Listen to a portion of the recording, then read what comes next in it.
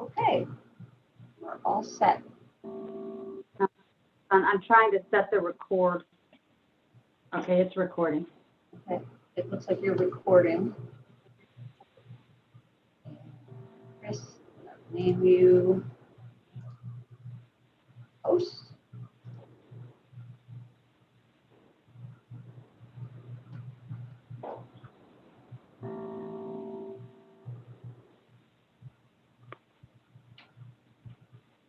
Okay, and Chris, can you make me co-host, please? Yes.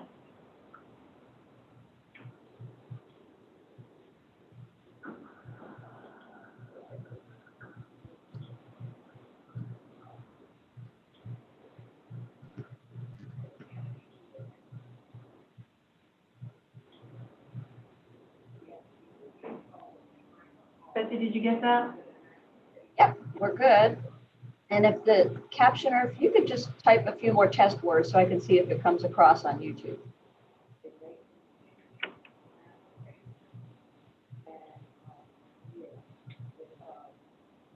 Coming up very fast. I'm not sure why, the captioning.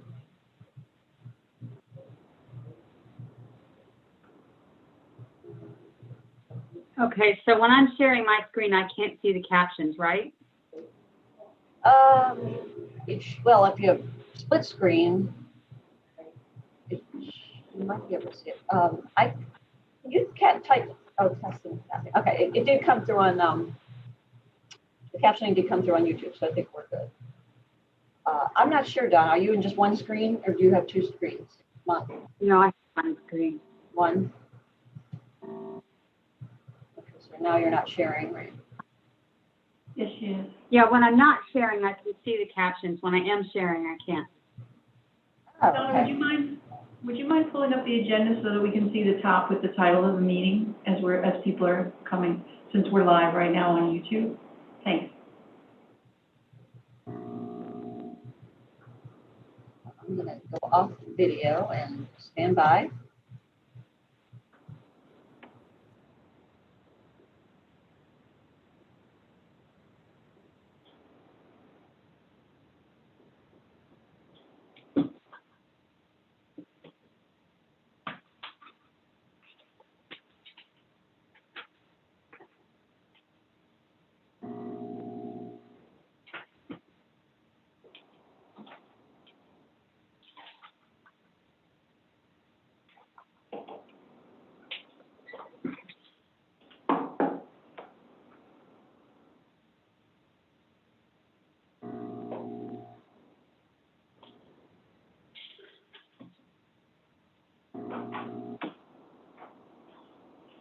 There's a quick share to your computer, looking at like a jumper. I don't have enough, Okay. your part, so I'm probably not gonna use it. Okay. I don't need to share anything from my computer, so I guess, does that mean we don't need the screen then? Probably not. I mean, it's basically just if you wanted to be able to see better, like, Okay, but you see it in your computer anyways, it's like. great, thank you.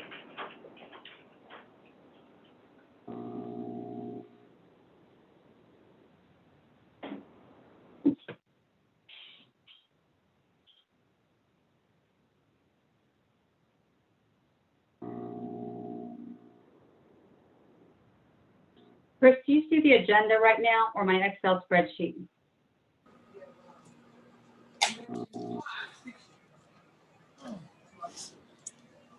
I can't hear you, Chris. I see a blank, page for a spreadsheet. Okay. So we want to get the agenda up there and keep it up there since we're live on YouTube right now. Right.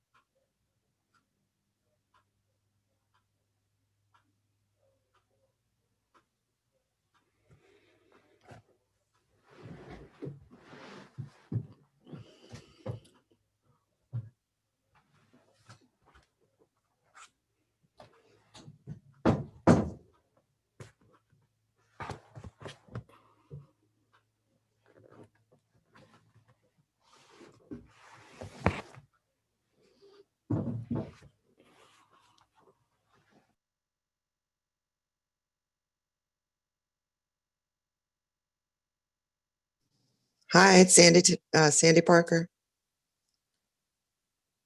Can you, can you see me?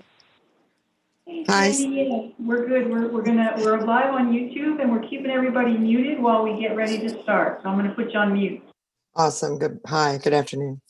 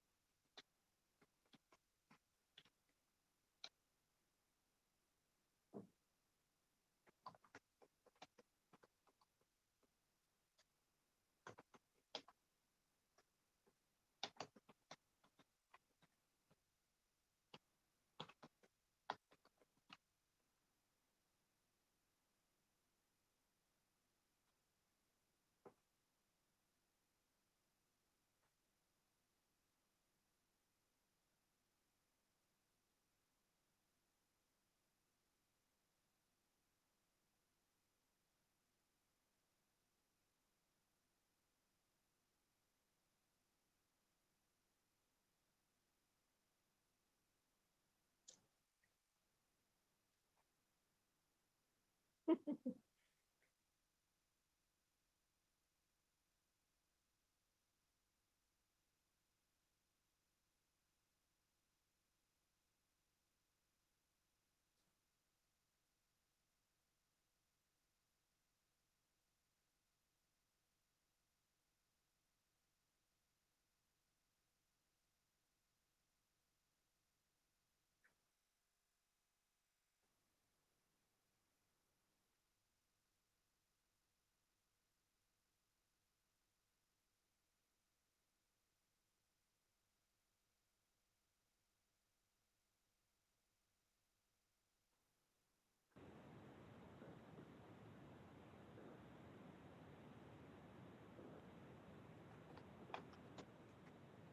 hi, this is Donna. I'm staff to the Brain Injury Council. Can whoever is 540-820-9423 identify themselves or change your name, rename your phone? That would be Hey, Donna, appreciated. it's Gail. I tried to join the right way. It said, uh-oh, there's a problem. So I just have you on my cell phone. So I can't change my name, can't change my picture, but it's Gail. Okay, so that's the 540 number. Gotcha. I'll change it for you. And whoever is 804-629-8288, if you can let me know who you are, I can change your name.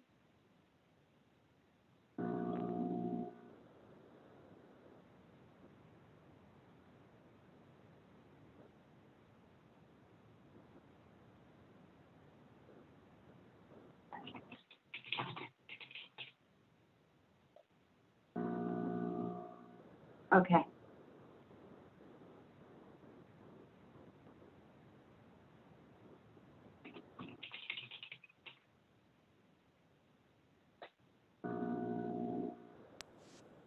Thank you all.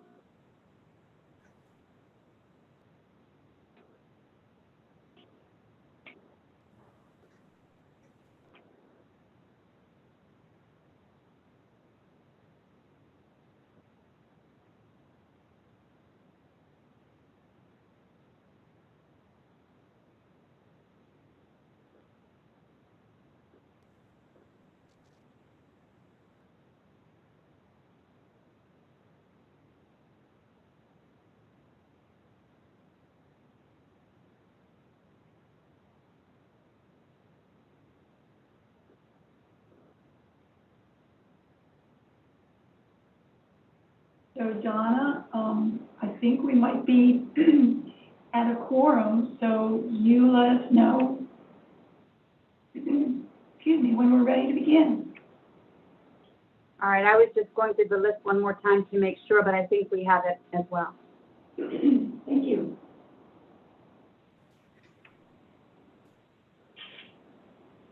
And we do, and Monique Wilson has joined.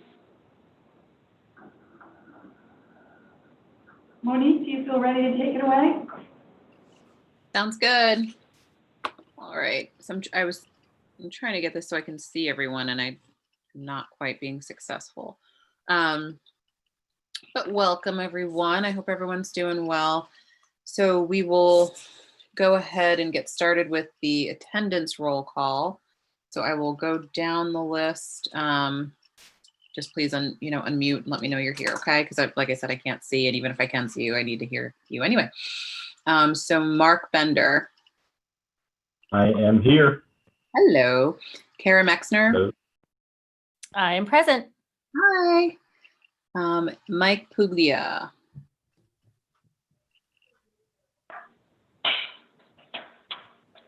I'm here. I'm Hi. here. Hey. And Ann McDonald. Present. Hi. Jason Young.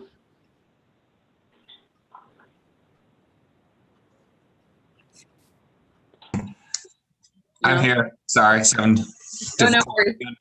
Hello, everyone. Hi. John Heath.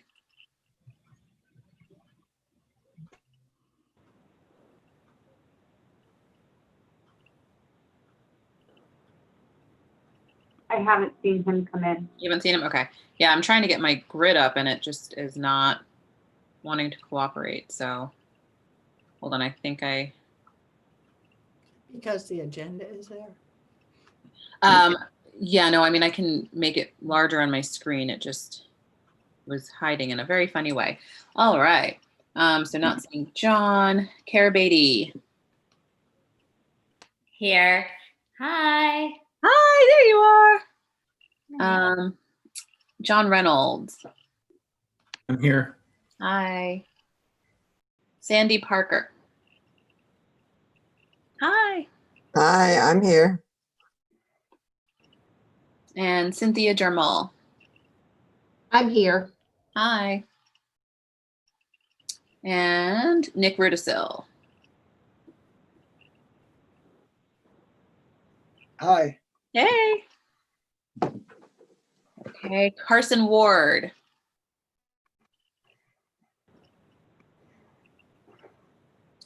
Don't think I saw him. Unless he's on the second page. Oh, there's so many more people. Okay. Not here and back. Victoria Newman. Here, hello. Hi. Susan Moon.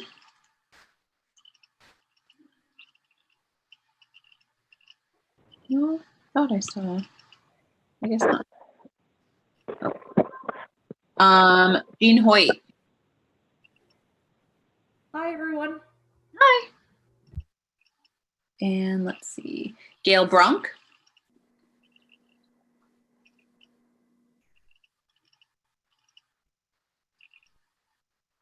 Gail, it takes a while to unmute on the phone. Okay, I can't see you right now. Okay, got it. Okay, Chris Miller. I'm here. Hi. Deborah Johnson. I'm here. Hi. Erica Lawhorn.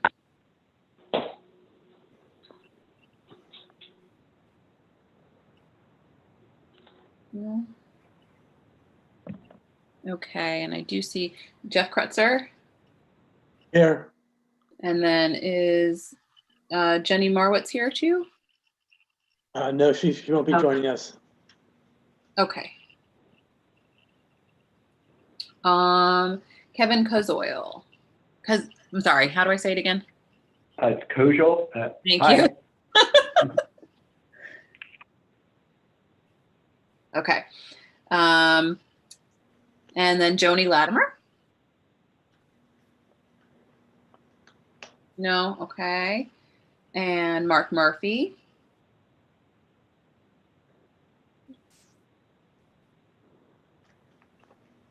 No. Okay. Maria Stransky? Maria's out of the office today. Okie dokie. Barbara Seymour?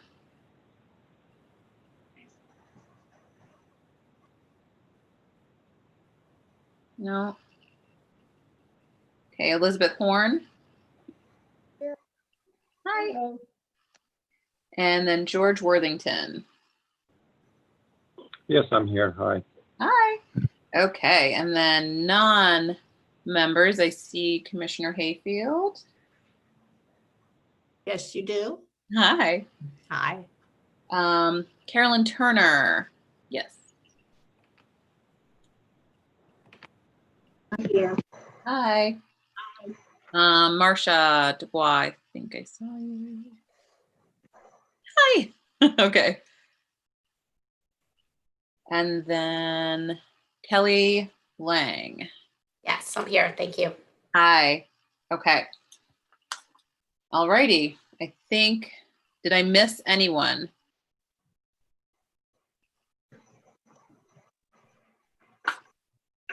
Okay. So with that, we will move on to first order of business. So that would be approving the agenda for today. Monique, if you don't mind, for just one moment before we go to that, I just want to remind people that a few of the electronic meeting requirements. Sure. All right. Yeah. Thanks. I know you're all probably Zoom pros by now or whatever platform you use, but just a reminder, we are being live streamed on YouTube. We encourage you to keep yourself muted when you're not talking.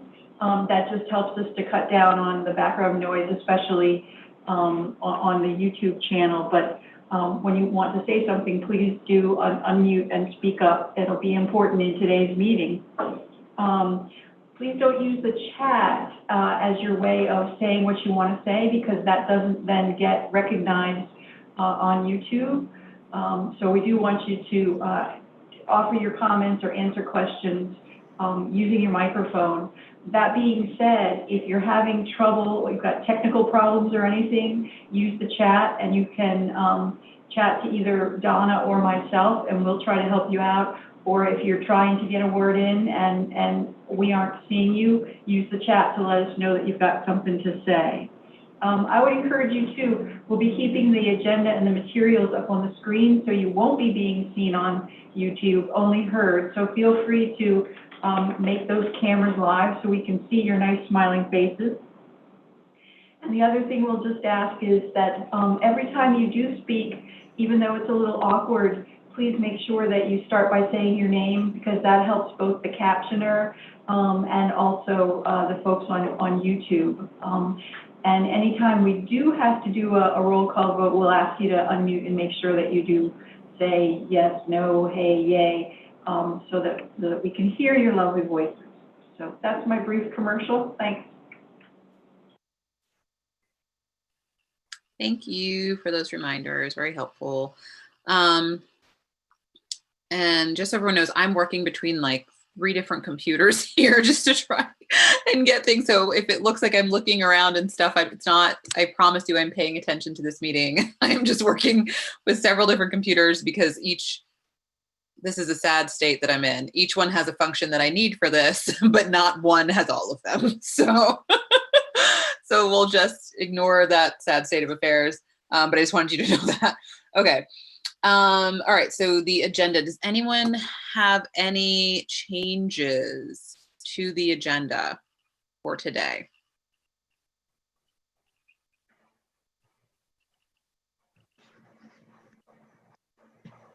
Okay, and I am just going to leave, a little extra pause of time because I know that hitting the mute, and I often also fumble with that too myself. So if the pauses seem longer, that is why.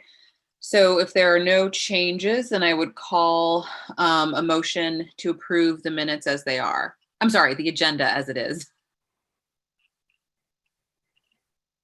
So then I would just need Kara, I move to approve the agenda as is. Thank you. I second that. This is Mike. That was Mike, thank you. All right, so then I'm sorry, which Kara was that, Meitzner or Beatty? Meitzner. Okay. Thank you. Okay, so then the agenda for today is approved as it is. So the next thing we will go to is I will, oh, does anyone have any changes for the minutes from the last meeting?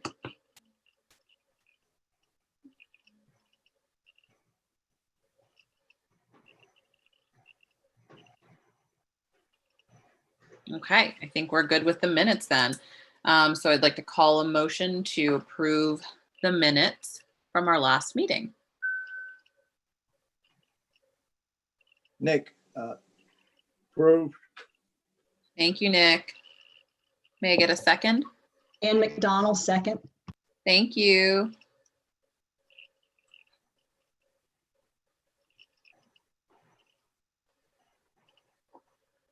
All right. Now let me come back onto this side.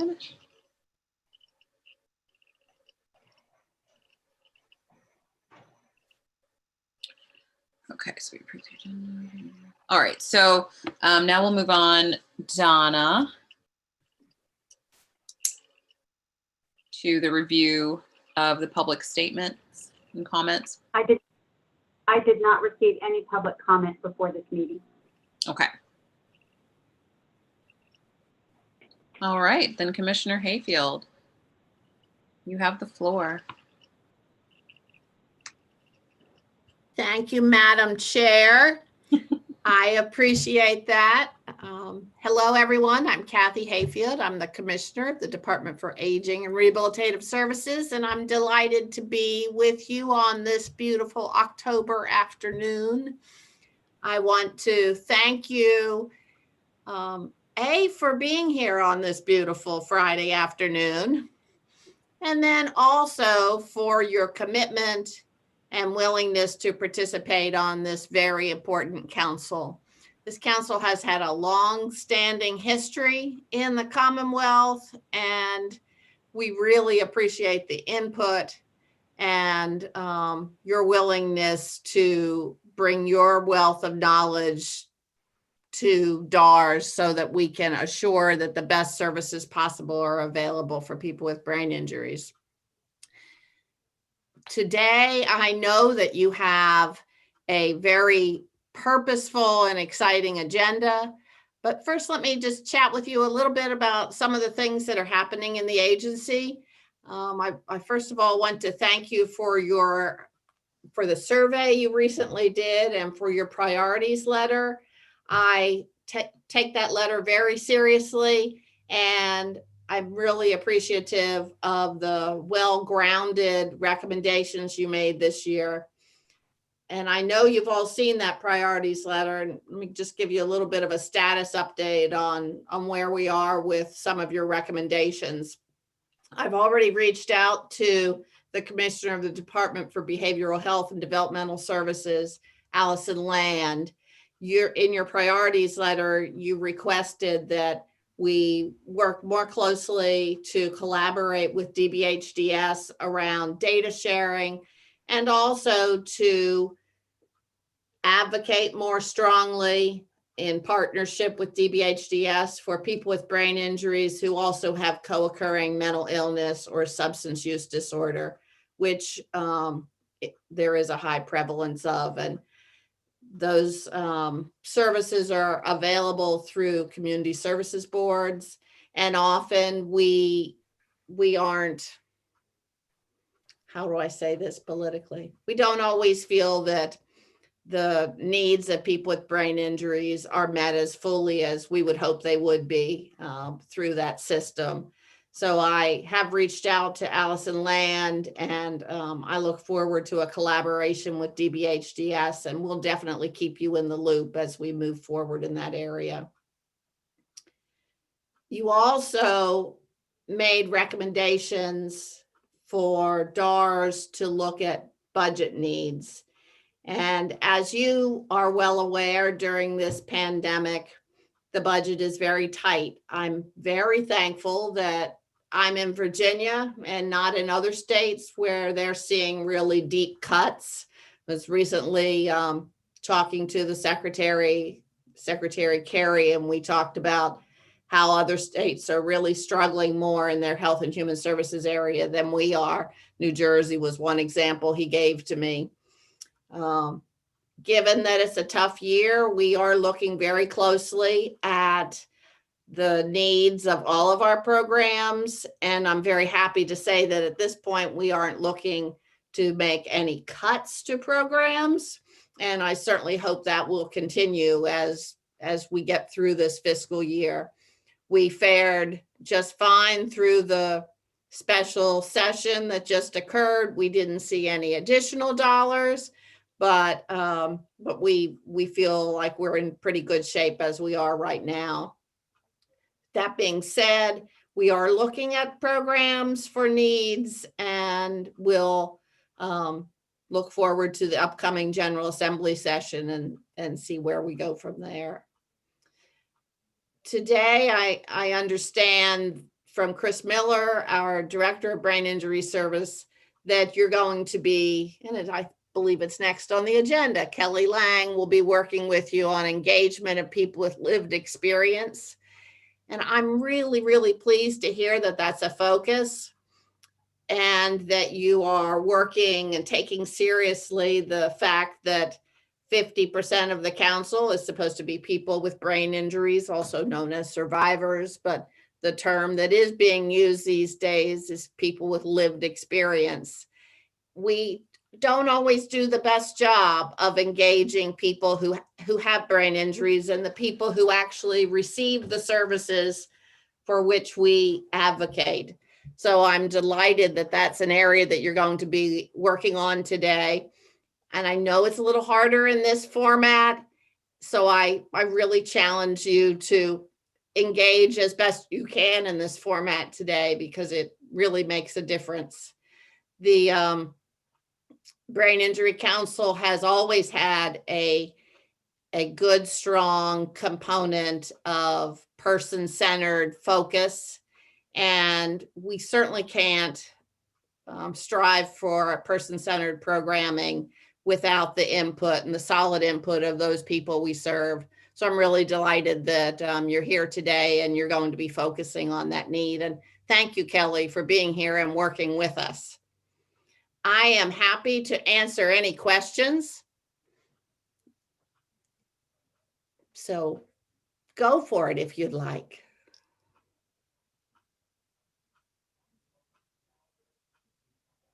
If not, I'm going to stay with you a little while you enter into this purposeful discussion. And I'll be here if you have questions. Thank you, Monique, for allowing me time to say hello. Thank you for sharing your time with us. And as Commissioner Hayfield said, yes, the next thing is that we are going to have Kelly Lang speak with us about that engagement issue of engaging with folks with lived experience. So we're really happy to have you do that with us today, and we're all ears, so have at it. Thank you, Kelly, Yes. if you don't mind, and Monique, this is Chris Miller. While Donna is pulling up your slides, Kelly, oh, I'm sorry, hold on one moment. Victoria had something that she wanted to say. Hello. Victoria? Can you hear me okay? Sure can, thank you. I wanted to thank the council and also the commissioner for the commitment and bringing on more member participants with lived experiences. And knowing that many a times, like myself, we have challenges with delayed processing. So it's important to continue to be mindful that we're still coming up to speed as far as trying to use the tools in Zoom so that we can actively participate. It's a little bit more difficult to express yourself or to read verbal cues because we're in a virtual environment. But I just wanted to just reiterate and thank Chris for also suggesting using the chat and possibly the function to raise hands so that as the discussion goes further and we might be working through a challenge or trying to gather our thoughts together as the train keeps moving along and we might be on the caboose. We're really excited to be a part of the process, and it means a lot to be able to participate. It's just that with slow processing and aphasia, sometimes it is difficult for us to just speak right off the cuff. So just some additional patience there. Thank you so much. Victoria, you're giving us the perfect handoff right into our next topic. So thanks for sliding us right in there with some early reminders. While Donna's bringing up the slides, I wanted to take a moment to introduce you to Kelly Lang. Several of you on this call probably are already familiar with all of Kelly's work. Kelly received her undergraduate degree from the American University and worked in the insurance and human resources industries prior to starting family in Northern Virginia. She is the mom to 3 young women and lives with her husband there in Northern Virginia. Her advocacy began when she and two of her daughters were involved in a car accident in November of 2001, which left her daughter Olivia with a severe traumatic brain injury. And then a few months afterwards, Kelly herself was diagnosed with a mild traumatic brain injury. Kelly served on the board of the Brain Injury Association of Virginia and is a member of the Brain Injury Association of America's Brain Injury Council. She's published articles and done a lot of public speaking, talking about her family's experience. She's a subject matter expert for the National Center on Advancing Person-Centered Practices and Systems, or you'll hear it referred to as NCAPS. And she's one of the people that helped to develop the tools that she's gonna be showing us today. So we're really lucky to have not just a great advocate and knowledgeable person, but someone who helped to develop the actual tools. In addition to all her work raising her family and her extensive advocacy, Kelly also loves dogs, and she has raised 4 dogs for Guiding Eyes for the Blind, which just makes me enjoy her all the more. But we're going to turn things over then. Donna, you doing okay on your end with the slides? No. No, I lost the PowerPoint presentation and I can't minimize Zoom because I'm recording. So I can't get back on VPN. Okay. Kelly, if you want to go ahead and start talking, I'm going to do some screen sharing on my end then. So thank you for the great introduction, Chris, and I really appreciate the time to present this. And as you said, I'm working with NCAPS, which is the National Center for Applied, no, I just lost it, for Advancing Centered Person Practices and Systems. And so I started working with them in 2019 as part of their Person-Centered Planning Advisory Leadership Group.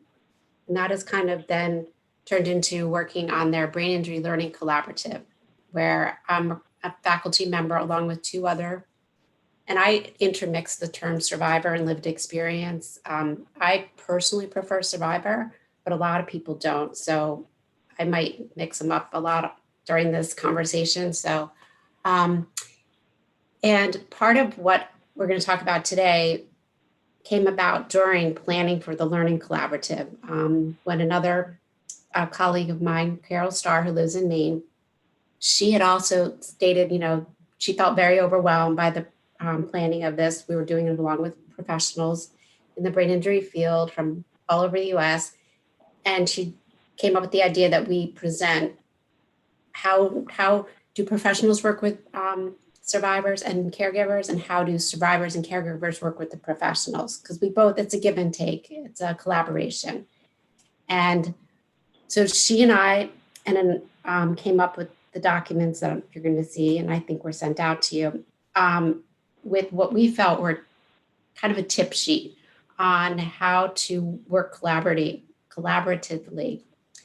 And then in March, right before the shutdown, actually, we just skated right in and did a presentation at the ACL stakeholders meeting in early March. And we cohorted, and she did the presentation with the survivors and caregivers, and I did the caregivers and professionals. You could choose whichever group you wanted to go to, it wasn't. And we facilitate that conversation to get everyone thinking about ways in which they have been able to work with each other. And like Victoria was just saying, one of the huge things is the processing issue. For a lot, it takes a lot to take in all the information and process it and then come back out with what your response is. And a lot of times what I've experienced, I know my daughter experiences all the time, is that by the time we come up with an answer, you're 3 subjects down the road and no one understands what you're talking about. It's very frustrating.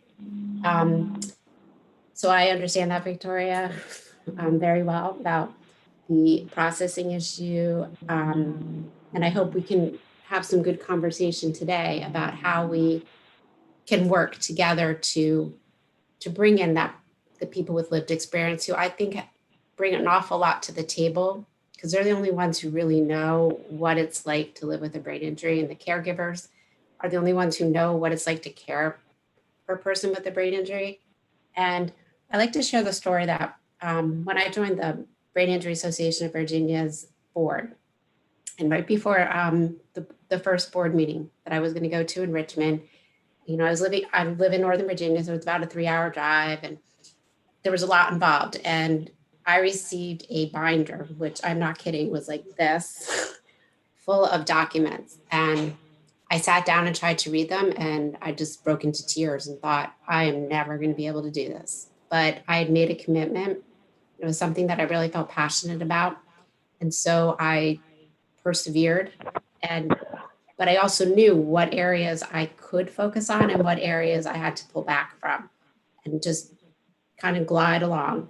And, you know, it took time, but I think eventually I could engage with most of the meeting and the conversations, and I learned an awful lot. And I hope that I brought something to their table that they didn't have before.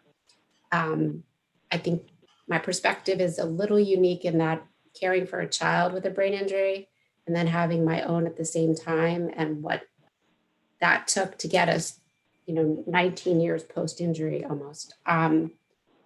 So I hope it's a little bit of a different perspective. So I try to represent both the lived experience person and also the caregiver, because I think the caregiver also needs a voice, because they're usually speaking for their loved one, and they also have other things that they're dealing with that is very unique, even though they might not have an injury, but their experiences, they're the window into that world. A lot of times the survivor shows up at their best, and so you only see their best. But the caregiver sees the best, but then they also see the absolute worst. And unfortunately, the absolute worst sometimes is what's prominent in their minds. And they have to keep it all together for them. So I thought what we could do is try to engage in a conversation about the tip sheet, about what professionals and survivors can do to try to collaborate and work together on the same team rather than to almost be at opposing sides. And I remember what it was like to be on the opposing side, trying to fight for things for my daughter. So, and it's a very lonely place to be. So it's better to be working together and trying to achieve shared goals in this environment. So Donna, can we go to the next slide? Didn't come up. Oh, here it comes. So one of the things we felt was is to be very clear on what you expect from a survivor. You know, what exactly you want them to do. And I think we've learned over the time is to be very specific. Don't just say, read this document and give me your feedback, but instead say, can you read this document and tell me A, B, and C? You know, what you think, what your initial thoughts are, where you think there should be improvement. A lot of times, even just how the document appears, if there's too many words on the page, it's overwhelming and they cannot even get past that. So that helps tremendously to just be very, very clear on what the role is. Also giving them reassurance. And it doesn't mean that you have to constantly build them up, but it's just saying how, just take out one nugget of what they said and said how important that was to you to bring that impact of what the survivor has been through. So, and it's, you know, it's just like giving that positive reinforcement like we do with our children, our pets, you know, our spouses, whoever. And again, to give the clear, concrete directions and small steps. And you may be surprised by doing just those little small steps may bring the survivor, caregiver, more confidence to kind of take on more. And I think, again, it's a building up that stamina. It's a lot for a lot of survivors to sit through a huge meeting. And so, but little by little, they're able to do that, and you'll start to see how they get stronger and their voice gets stronger. Giving people a lot of time to prepare and complete the task. So not sending information out 24 hours ahead of time saying, here, you need to read this 10-page document and I need your thoughts by tomorrow morning at 9. Usually, especially for a survivor, they need to plan that out. They need to take it into small chunks and sections and and also have that processing time of what struck out to them, what was really important for them, and allowing that time to, think it all over and plan it out. It takes a lot, and that brain energy it takes to do all that is unbelievable. I mean, I think sometimes, and I forget myself with my daughter, and how much it takes for her to do certain things. And I have to take a step back and realize that this is a big ask that I'm doing. Again, allowing for the processing time, which I think is huge, is one of the biggest things to do. And then one person talking at a time on one topic. And I was just in a meeting earlier today, and I felt, and it was with a bunch of survivors, and everyone was like talking at the same time, and they're switching topics. We're going from this topic to that topic. And I finally had to say, can we just stay on one topic and finish that? And then we can move to the next one. But that's really, really important to keep the momentum going, and also to keep them so everyone can focus. Because again, it's almost like you walk into a room and it's so disorganized, you have no idea where to start. And that's how it sometimes can feel. And a huge one is the limiting of acronyms. When people start throwing out the acronyms, and especially when you're in any type of federal government, state government, anything, there's a lot of acronyms thrown at you. I mean, it took me the longest time to remember what DARS stood for. And I was actually involved before it was DARS. And I can't remember what it was before, but it takes, I have to think before I can actually tell you what it is when I talk to other people. And so using the whole, even though it takes longer to say the whole thing, it really helps them to then go, oh yeah, that's that. Because then otherwise they're spending so much time thinking, what does DARS mean? Or what does NCAPS mean? So just trying to keep that in mind. And, you don't have to be perfect, because no one's perfect, but to just try to keep those things in the back of your mind that, oh yeah, I need to spell that out for everybody. Because it's not just the survivor or caregiver. There's plenty of other people in that meeting who have no idea what you're talking about. And just to try to spell that out. And then Donna, can we do the next one?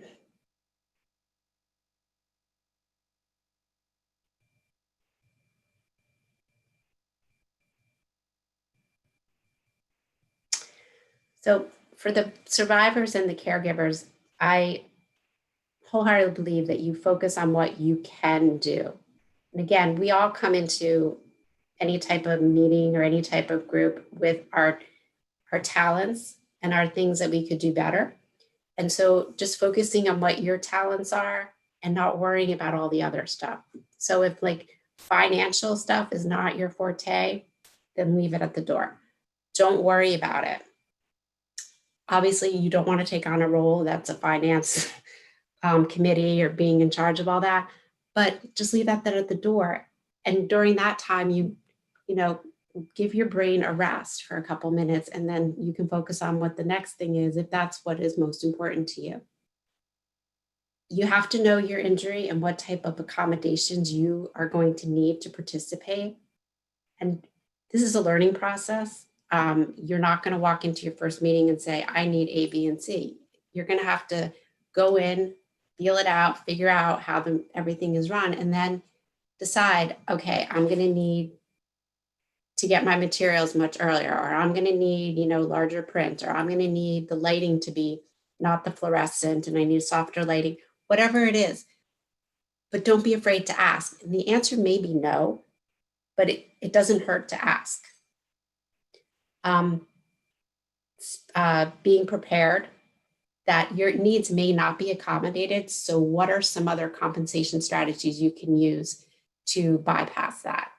And so, and maybe that's printing out your document and just highlighting the important parts, or using your Post-it notes, or having assistance in some other way. But you need to be prepared that not everything will be accommodated. It's not possible. And I have found through the years that many survivors require different accommodations. And then, so there's no way that a meeting could provide the accommodations for all of them. taking breaks, both mental and physical, even if it means like walking outside, going to, well, you wouldn't go to a water fountain anymore, but going to get a drink, going to the restroom, and then coming back. That's a huge mental break. It's a huge physical break because you just get your body moving. You just release whatever anxieties are in there and whatever stress you're feeling. And then you can just it also helps to kind of help with that processing, to take a deep breath and think, okay, now this is what I have to do, or this is what I have to say. This is huge, don't be surprised when your grief gets triggered. And I actually don't like the word triggered, but it does pop up, especially at times you least suspect it. And I know for me, it pops up, and I don't even know sometimes what is going to be popped up. But if someone starts talking about a car accident or, a child, it might hit me all of a sudden. And you just have to realize that that's part of the whole process. And it's what brought you here. It's because that passion is part of your driving force. And you need to be prepared. Not that you fall apart in front of everyone, but just be prepared that there may be some grief that comes up. And that's okay. There's nothing wrong with that. There's stages of grief, and there's also grief never goes away totally. We live with it our entire lives. And I think one of the more important things is to recognize when it's appropriate to tell your story and how much of your story to tell. I think it's, I could go on for 3 hours about my story, but it's not appropriate for this environment. It's also, you wouldn't want to hear the whole story. There's so many facets of it, and when to pick out the pieces that you think may help the goal, because no one wants to always, hear you always talking about what happened to you, but to pick out those pieces that are going to be appropriate for that conversation, and to know when you don't need to tell your story every time you go to a meeting. They don't need to hear it every time, but they might need to hear the piece about how and sorry, Victoria, to keep using your example, but that the processing is hard, and then using it as a reminder that, the brain needs time to process the information and to respond.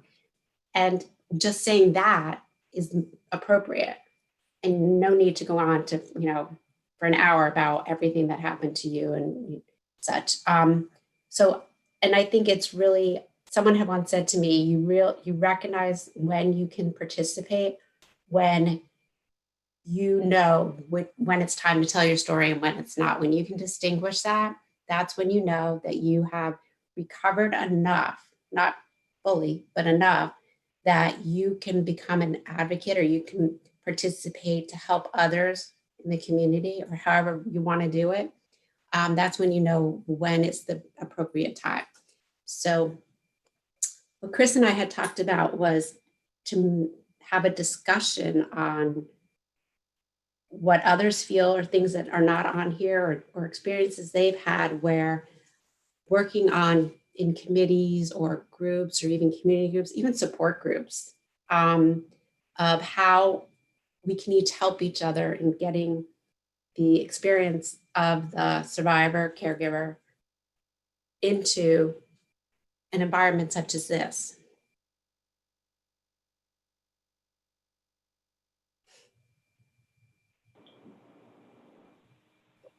This Thanks, is Monique. Kelly. Go ahead, Chris. Oh, nope, go ahead, Monique. I love that cheat sheet. And what actually really struck me about it is that I think everyone would benefit from all of those things. There's really not one thing on there, even just the idea of, how much of your story to tell, there's for everyone. How much does anyone want to know about what's going on with you at the given moment, even as it relates to what the topic is, right? And one question that I have coming from it is that what is the right amount of time to allow someone, to allow for processing? Because if I'm working with somebody, I get a sense of how long they're needing. And I can kind of see through their responses. And when it's one-on-one, right, you get a sense of how long someone needs to process. With groups, it's like you said, everyone has different needs. So it's really difficult to know how long one person needs versus somebody else. And it can be difficult to read those faces when you don't really know everyone so well. Someone might be looking frustrated with the amount of time that, you're kind of giving to process, but that frustration might be because they're like, oh my God, I'm still not getting it. I need more time.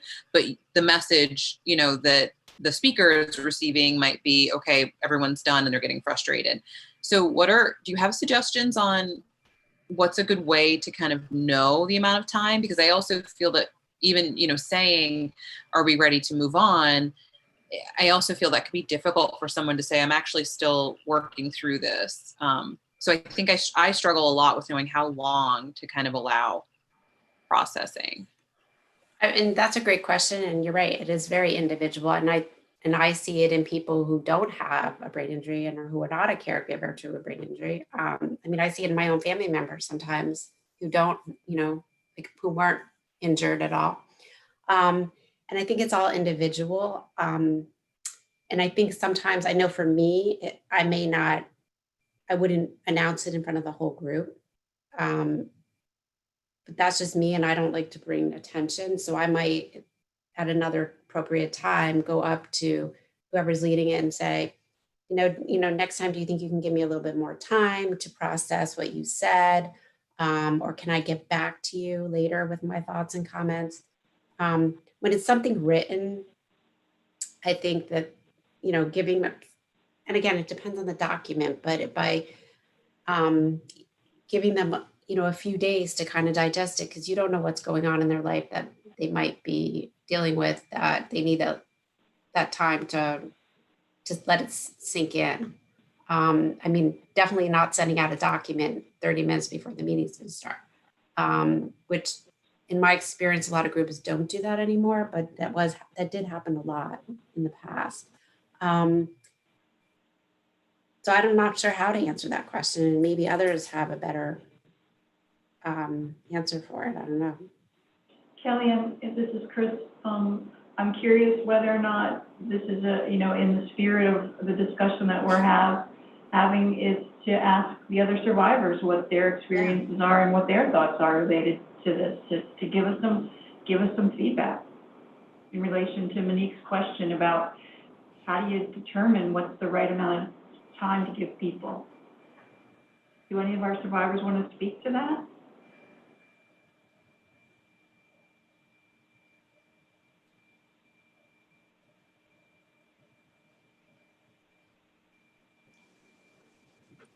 Nick, Ruda, so, yeah, process is 2 minutes process, 5 minutes process is hard. It is comes and goes. Also repeat question. Repeat is also is needed. Repeat is.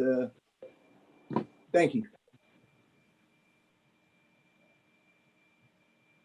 Thank you, Nick, for always helping to give us perspective. Appreciate that.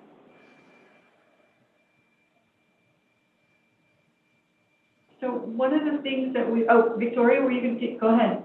Yeah, I wanted to chime in a little bit.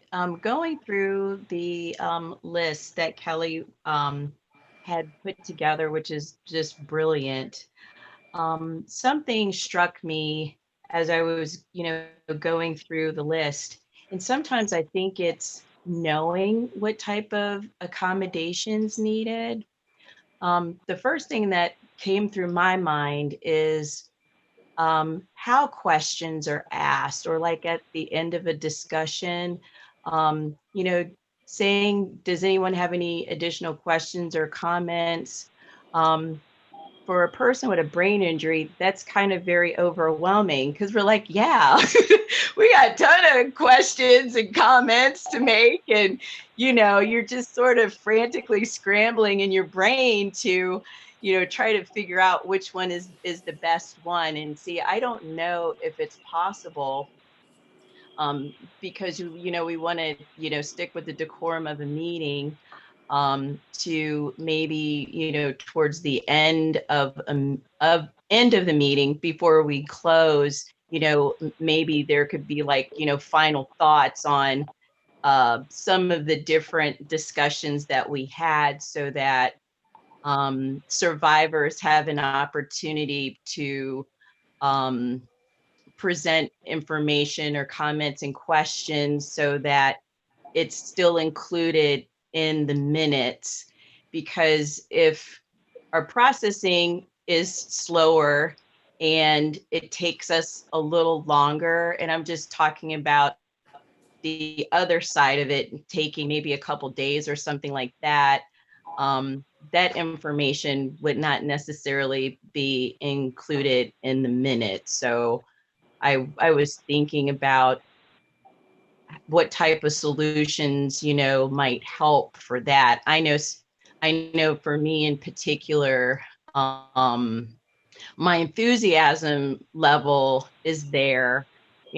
I've tried to compensate by, writing lots of notes, and but when it comes to like following up or doing transition, you kind of feel like lost in translation. And as Kelly mentioned, you could be 3 subjects down the line, and it's like, oh, I have something to say, and it may not necessarily be appropriate for the timing.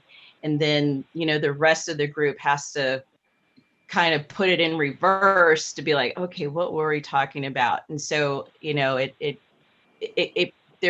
becomes a little confusing, I guess, is what I'm, trying to say. So, I don't know. That's just my 2 cents. I know this is not an easy subject. Yeah. Thank you. Thanks, Victoria. Part of the reason why we invited Kelly to join us today is to get us started on this path. We're certainly not going to learn it all, incorporate it all, start using it all in one day. But part of the feeling was that as the Brain Injury Council, probably the best place for us to start looking at and incorporating these principles was right here within our own council. That if we start here, then we can then start to move it out into more places.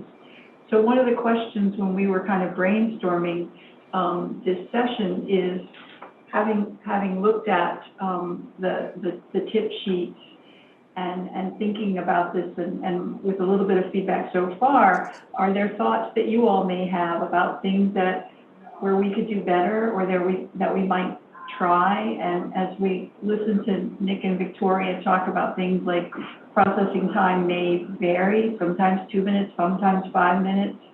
Who of us have not had the driving home in the car thinking, oh, that's what I wanted to say moment? I like what Monique said. These are things that are good for all of us. We can all benefit from them. So what are your thoughts about how we incorporate these here in our own meetings to better engage the voices of folks with lived experience? This is Cindy Jarmel. I think silence is really hard for us to be a part of, but I think if we can become a little more comfortable with, allowing that little bit of silence. So if folks just are needing a little extra time to gather their thoughts and formulate what they want to say, it's hard to sit in silence, but it's a real effective way for people to be able to breathe and relax and be able to verbalize what they would like to.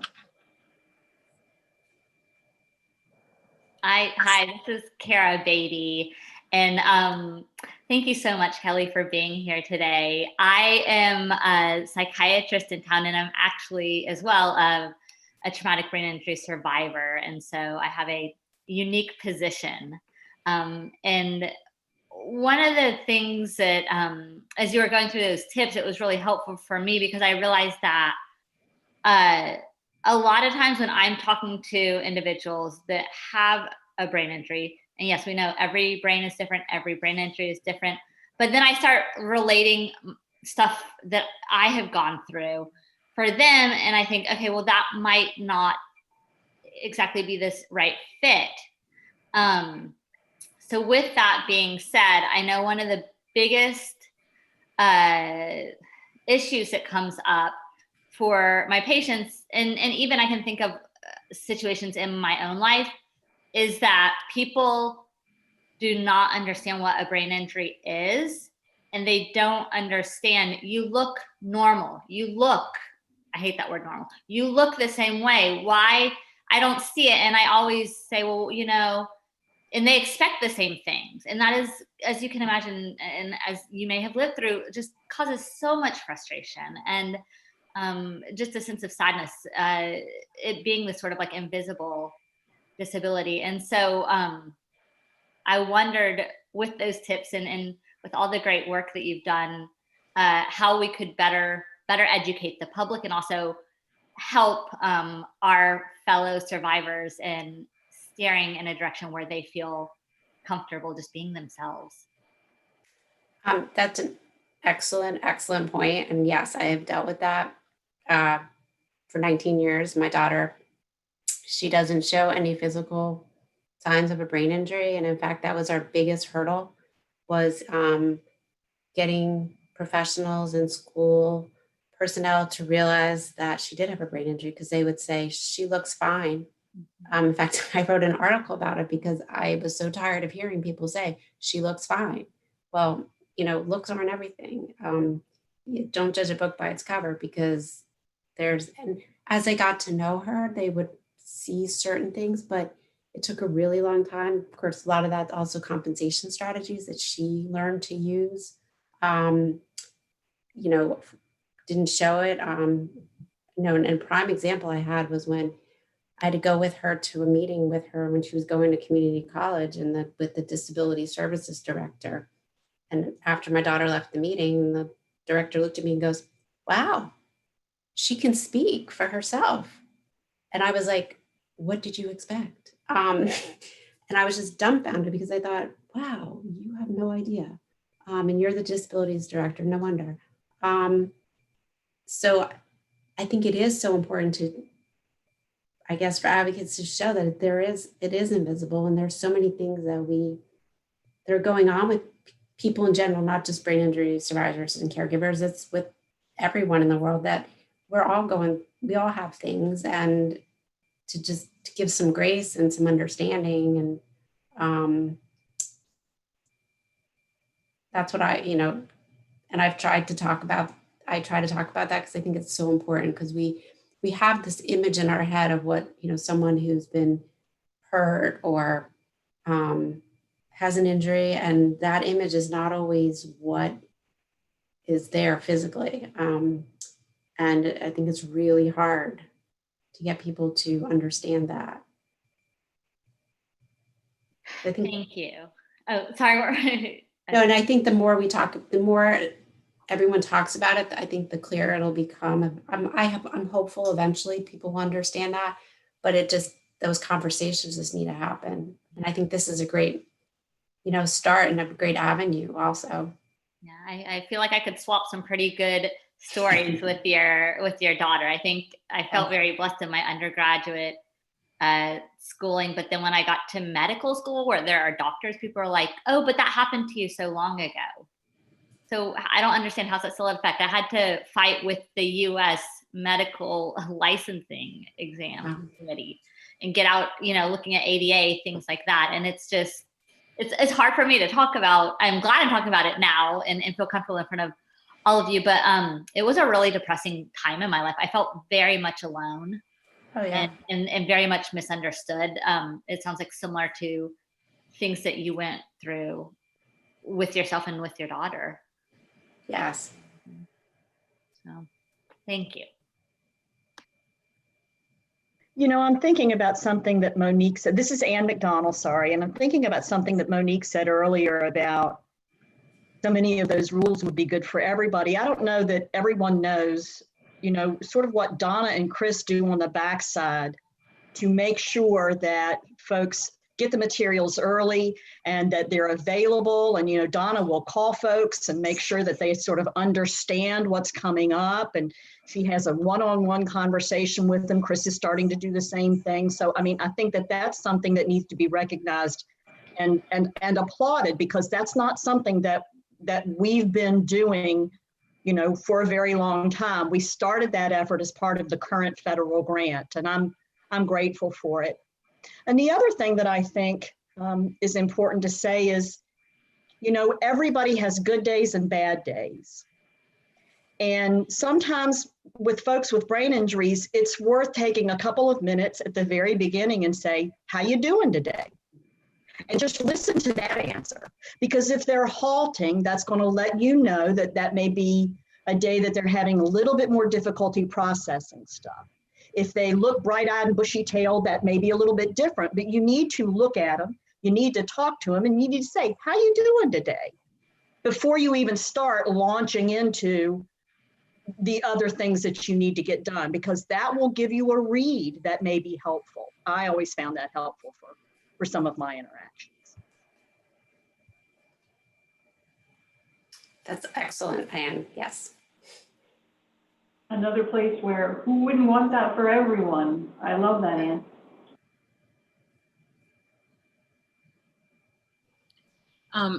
It's Monique again.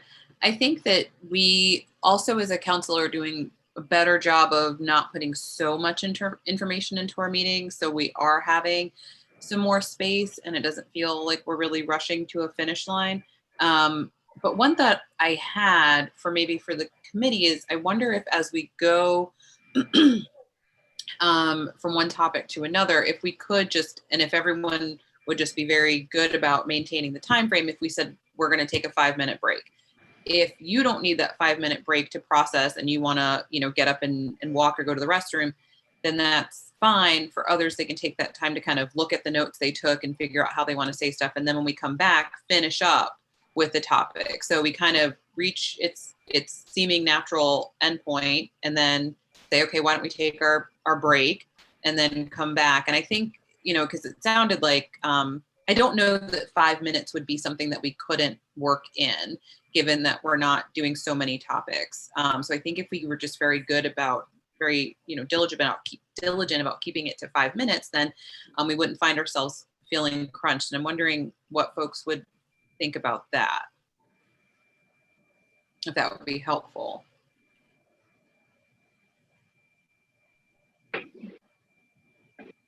Nick, yes, definitely. 5 minutes, think about it is good. And I know I'm now just forgetting who said, I'm sorry, who said, you know, that silence is hard to sit with. And I love that. And so I'm kind of stealing your idea of take a minute with silence. But the reason I'm saying just kind of say, let's take a break and give people that freedom of getting up. Because you also did say, Kelly, some people need a little physical break. And I think we're talking a lot about folks who we've been focusing on kind of the slowed processing speed, where some folks might have a more scattered process. And so for them, kind of getting up and being able to just get, you know, move around a little bit would help them get back into the game. But I also know that with us, with our committee, if we sit there together and say we're having silence for 5 minutes, we'll start bringing more stuff up. So that's why I'm saying maybe if we say we're taking this break, and I love it. You know, I think we just all have so much to say about things, but I think that is something that we struggled with in the past, that we would like keep on going and going on a topic. That's why maybe just kind of saying a legitimate break and cutting it like that. So maybe we can think about trying that, see how it goes. We can pilot it. Something else I was thinking about, I really like the idea of a break and also holding space for silence. And I was thinking that sometimes we pose difficult questions, and those of us who have not had brain injuries might immediately jump in and respond. And I think it's really important for us to perhaps hold back and hold that silence for our survivors to be the first to respond. It's part of self-censoring and creating space for those that we're here to serve. I also think when we pose questions, we might also do something that I've learned really helps students in my classes that have disabilities, and that is to pose a question and give everyone in the class 5 minutes to draw or jot down a response before we even start a discussion.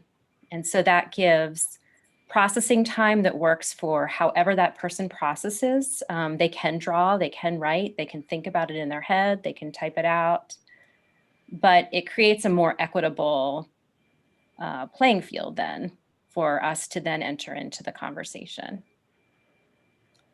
I'm sorry, I didn't say, this is Kara M.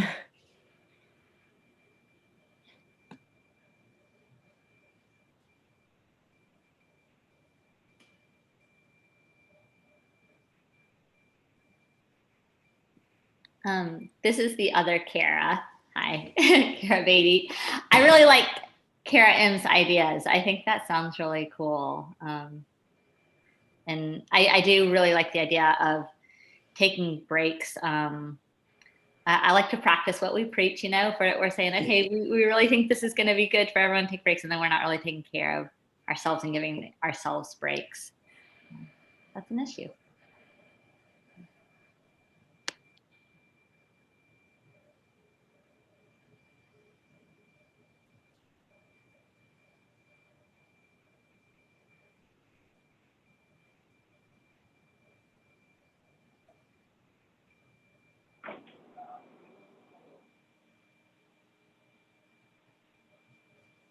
All right, I didn't make it 5 minutes, but I just want to throw out there more thoughts, reactions, or questions. And now I really will be quiet. I saw you laughing, Nick. I will be quiet.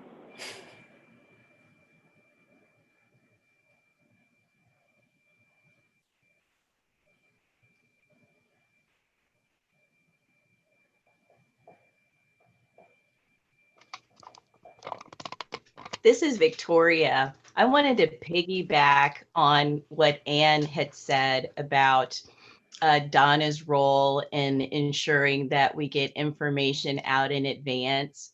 That has been very good for me to help prepare, but also she's very generous with her time and you know, her energy and support.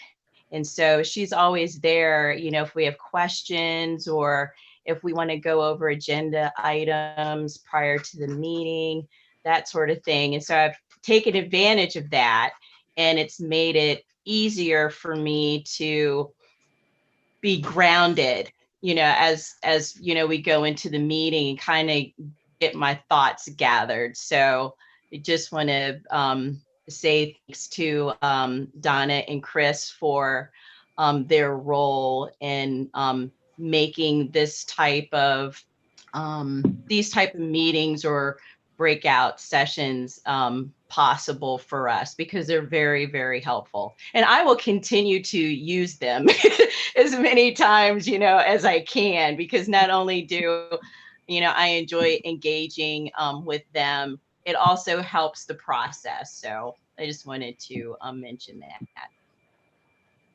Actually, that's a great example, and I probably should add that to my tip sheet.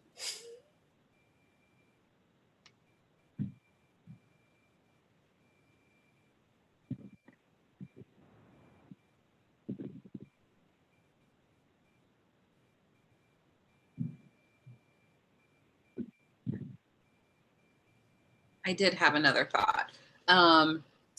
So I think that another struggle I have is that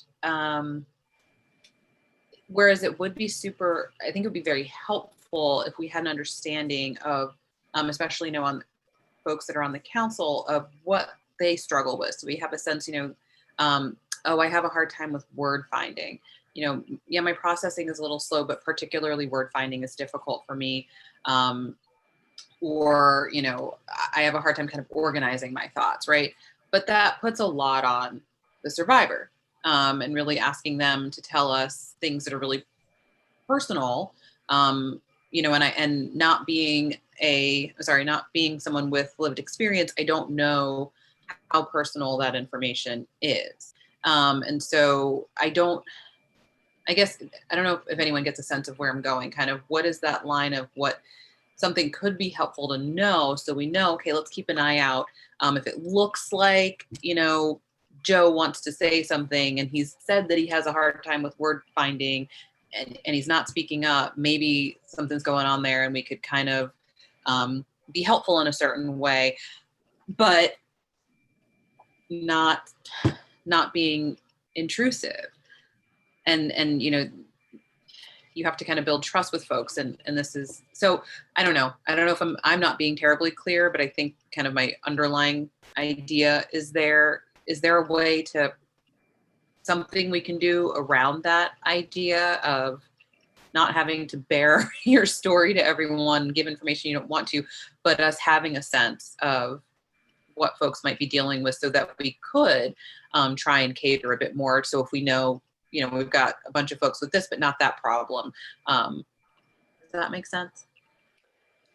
That makes perfect sense to me. And in fact, I think that even in participating with different groups, I've learned what some of my deficits are, and like things that I just didn't realize, or I compensated so much for that I just didn't even realize existed. And I think just having that open line of communication where the survivor caregiver feels comfortable coming to whoever, you know, is the designated person, whether it be in this group, whether it's Donna or Christine or you, that they can feel comfortable saying, look, I have a really hard time with this part of, you know, I don't even know, of the document having so many words on the page and not enough space. Is there any way that I could get it modified so that I have more space in my words, or things like that? Because there is no one size fits all. I was involved in a meeting recently with a bunch of survivors, and you know, things that they found that were they found almost offensive. I did not. I didn't find anything wrong with what was going on. But then when I looked at it from their perspective, I was like, well, yeah, I guess I could see where they were a little defensive on certain things. But it could have been the day I was having versus the day they were having, or but it also opened up my eyes to say, okay, look, I have to do a better job to make it more accommodating to that. So, but I think having that whole line of communication is huge. And we do have some lines set up of communication. So folks who are survivors, you know, that someone they can come to and say, you know, this happened and I wasn't able, or I was uncomfortable with this, or this is a difficult element of the committee for me. So we have something like that in place. I wonder, I guess what I continue to wonder is how, again, with kind of issues of privacy, how much each of us know what in particular might be, just to make it more so that we can all kind of be in the game of helping each person and knowing what to look out for. But that could just be me being really selfish and kind of wanting to know that, and what we have set up is perfectly fine. So I think I'm just kind of voicing thoughts to see what others think. So I just appreciate you guys listening, I guess, to that. And I appreciate your response, Kelly.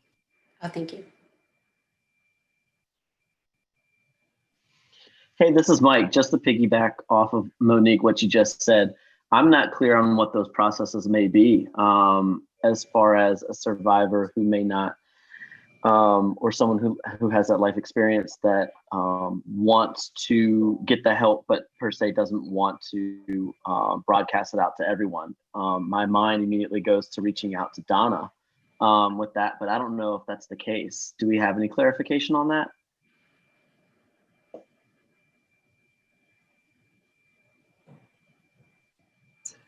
And he's not here today, and so I'm blanking. We have yeah, go ahead. So I can say that, you know, whenever council members are new and they come on, I always talk to them personally about accessibility or accommodations that they may need. as part of our federal grant, we're also working with a bunch of other states on an advisory board work group. And one of the states, Minnesota, has a tool that I just fell in love with during our last meeting. That is a short questionnaire that all council members can get, but survivor members and family members particularly ask me for your specific needs. I don't have the tool right now, and I don't know the specific questions, but I know when they showed it, I thought, oh my Lord, this is exactly what we need. So I am reaching out to them and have reached out to them to get a copy of that. And so that may be the way, Monique, that we get at, learning needs, accommodation needs, those kind of things without them having to, or without us, because I'm a survivor too, without us having to share more than we might be comfortable with a larger group. So, sorry. Just wanted to put that in there. I appreciate that. Thank you, Donna. I think it's a really good idea. That sounds great. And I know folks go to John a lot, right? Okay.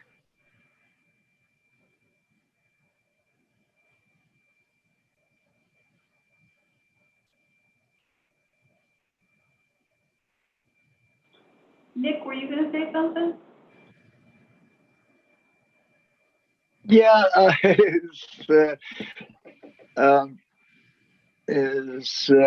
speech also. Speech is hard.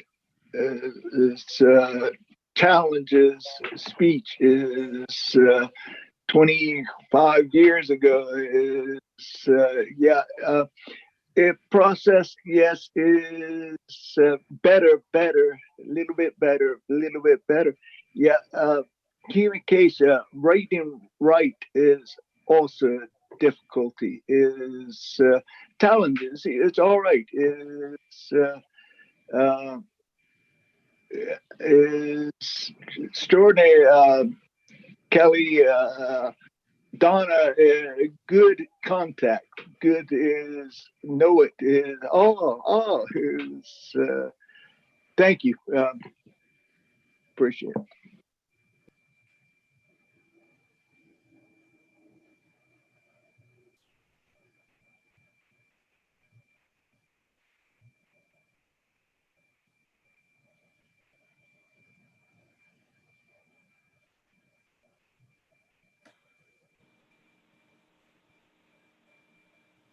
Can I add one thing that's sort of on topic? This is Anne.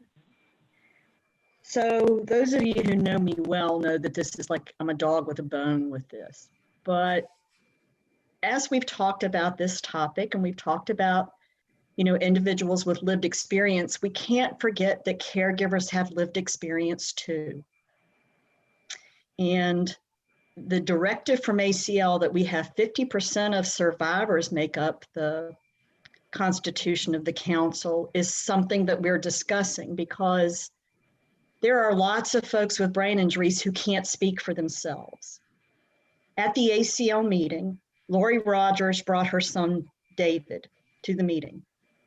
And David, who I know from camp many years ago, used to be able to speak on his own behalf, but he's had several complicated surgeries following his brain injury. And he was nonverbal and in a wheelchair, which is very different from the David that I knew when he was coming to camp. And Lori stood up there in front of everybody and said, I'm the voice for my son because he can't stand up here and say what he needs. David passed away 2 weeks ago. And I just want everybody to remember that the lived experience is a caregiver experience as well. So I won't say that again today.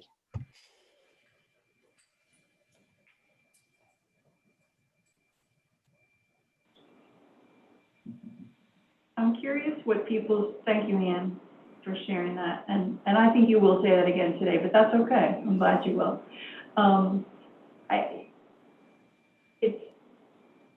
Now I've lost my thought. So I'm curious what people's thoughts are about how we incorporate the voices of caregivers as well, as their own voices, as their own distinct and unique voices. ACL encourages us to have 50% of our appointed membership as survivors.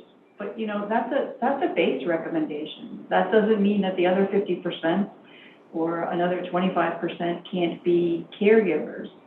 We can always strive to exceed the minimum standards. But what do you all think about how, if, should we also really recognize the caregiver experience? This is Victoria. I mean, I think that's a great idea. As we're going through this discussion, I can't only help but think about my sister, who was there for me, and how she fought for me, and the energy that goes into being a caregiver. And she was just absolutely phenomenal. And I saw sides of her that I didn't even know existed. And she was able to speak for me for quite a while, but there's something very unique about the caregivers and their perspective and drive to help advance the cause for people to understand and recognize what it's like to take care of somebody with a brain injury or be around people with the brain injury, because those challenges are very real to them because they see it all the time, like Kelly had mentioned.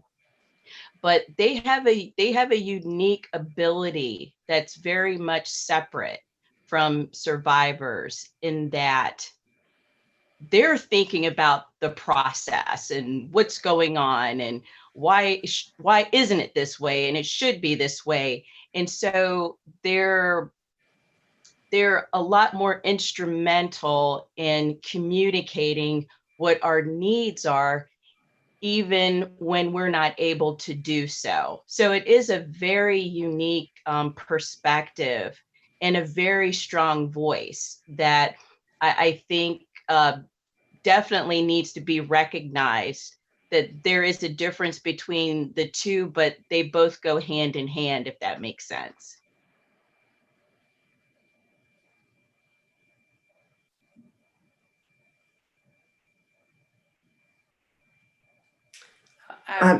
This is Sandy Parker. And thank you, Victoria. And that is my segue into speaking as a caregiver and a mother in the state of Virginia. My son had a TBI 12 years ago, and he is one of the more severe traumatic brain injuries, and you can't really make any accommodations to make things easier for him other than help with all of his ADLs. And so as a caregiver, I can just make sure that those things are being met for him. And he's also out of the state of Virginia because Virginia can't care for him, which is even more difficult for me as a caregiver because I have to give that care long distance. And with COVID, it's been even more difficult because I can't even supervise him by visiting him in the last year because of all the difficulties that has created. And getting facilities to help me or make accommodations for me to have Zoom meetings with him are very difficult and rare. And putting in multiple requests to have FaceTime calls aren't accommodated. And being that he has such a severe TBI with stroke-like side effects, it's hard to understand him when he speaks. And when he gets me on the phone, he wants to come home and he can't come home. And he gets very upset and has tantrums, and it causes him to be very upset and disrupts his whole day. Just because when he talks to me, he wants me and he wants to come home. And so I feel like, he gets more upset because he saw me and that I've disrupted his whole day, so that it makes me discouraged and I don't want to try to reach out to talk to him. And so even those accommodations that I try to fight for seem to make things more difficult.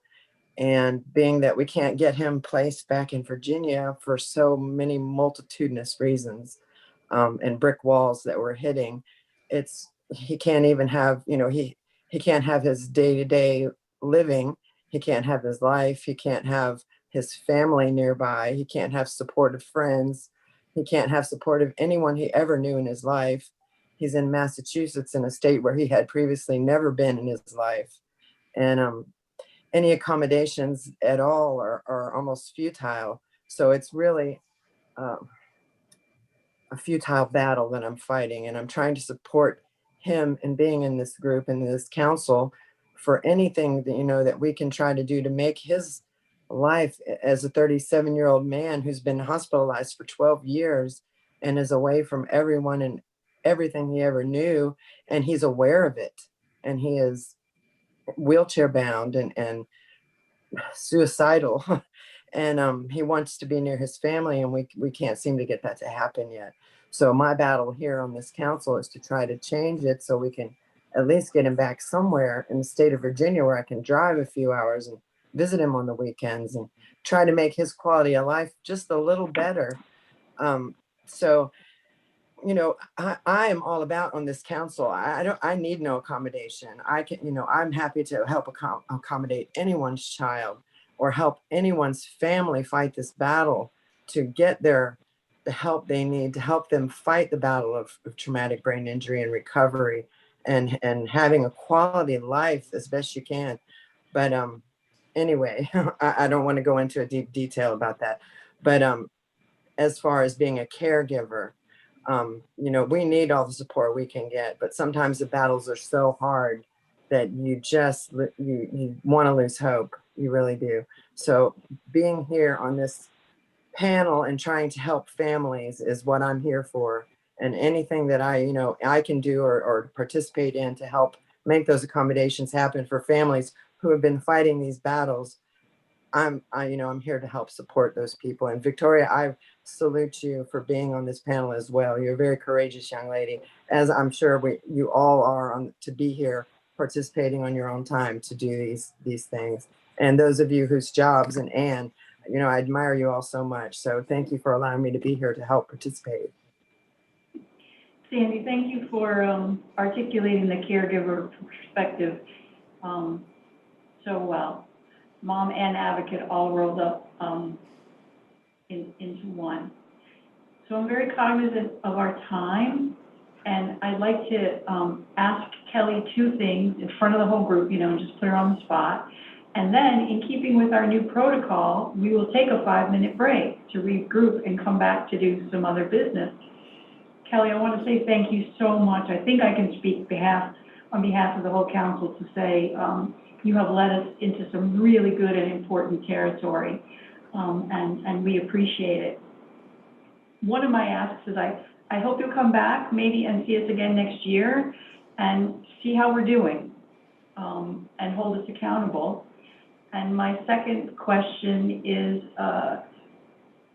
do you have any challenges or thoughts that you want to send us out on? Thank you for the opportunity. I really enjoyed it. And Anne can tell you how we did a podcast on engaging stakeholders. And she and I especially talked about a lot about the survivors and the caregivers. And Sandy, I empathize with your situation. I can't imagine having to send my child out of state. Anne and I have talked about that case for a long time. And I could feel your heartbreak, through the video screen. And I'm so sorry, because that's nothing that any parent or anyone should have to go through when they're caring for a loved one who, needs help and needs someone to advocate for them. So I salute you, because you are doing everything you can, and it's tough. And it's, you have those days where you just want to stay in bed and cover yourself with the covers, but yet you have to get up there and you have to keep going. And so, yes, I would love to come back. I just think communication is I think communication is what it's all about, and just keeping it going, the process. And it does take time. I know I personally can be very impatient when things don't happen. But I've also learned that it's a process and it takes time, but I'm very hopeful. I've seen a lot of changes in the past 19 years, and I hope that, I'll have the opportunity to see more. Communication, I think, is the key component.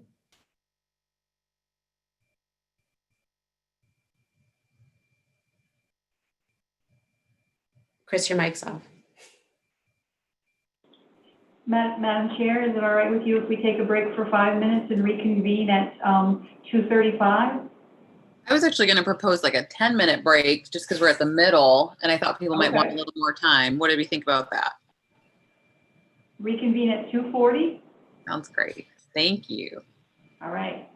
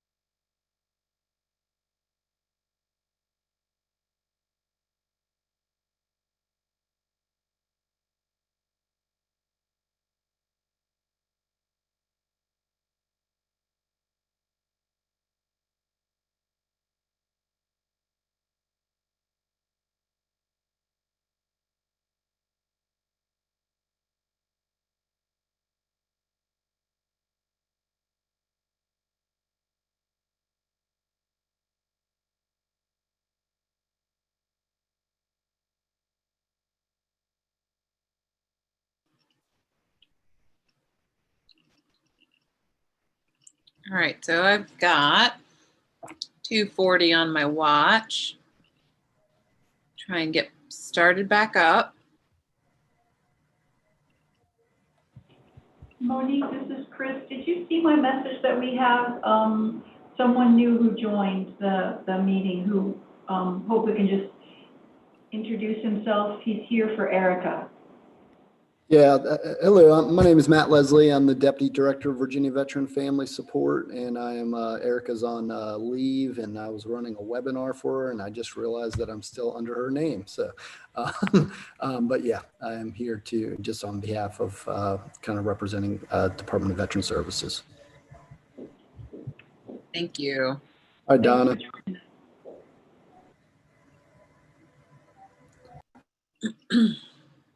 Hi, Matt. How are you? I saw you there. I sent you a hi in chat. Yeah, I'm doing good. I'm just hanging in there. Thanks. All right. So our next order of, was there any follow-up from before break? Any thoughts anyone had that they did not have before the break that they wanted to share now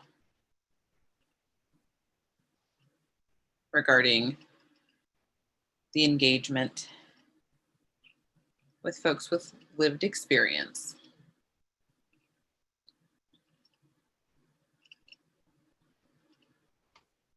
This is Victoria.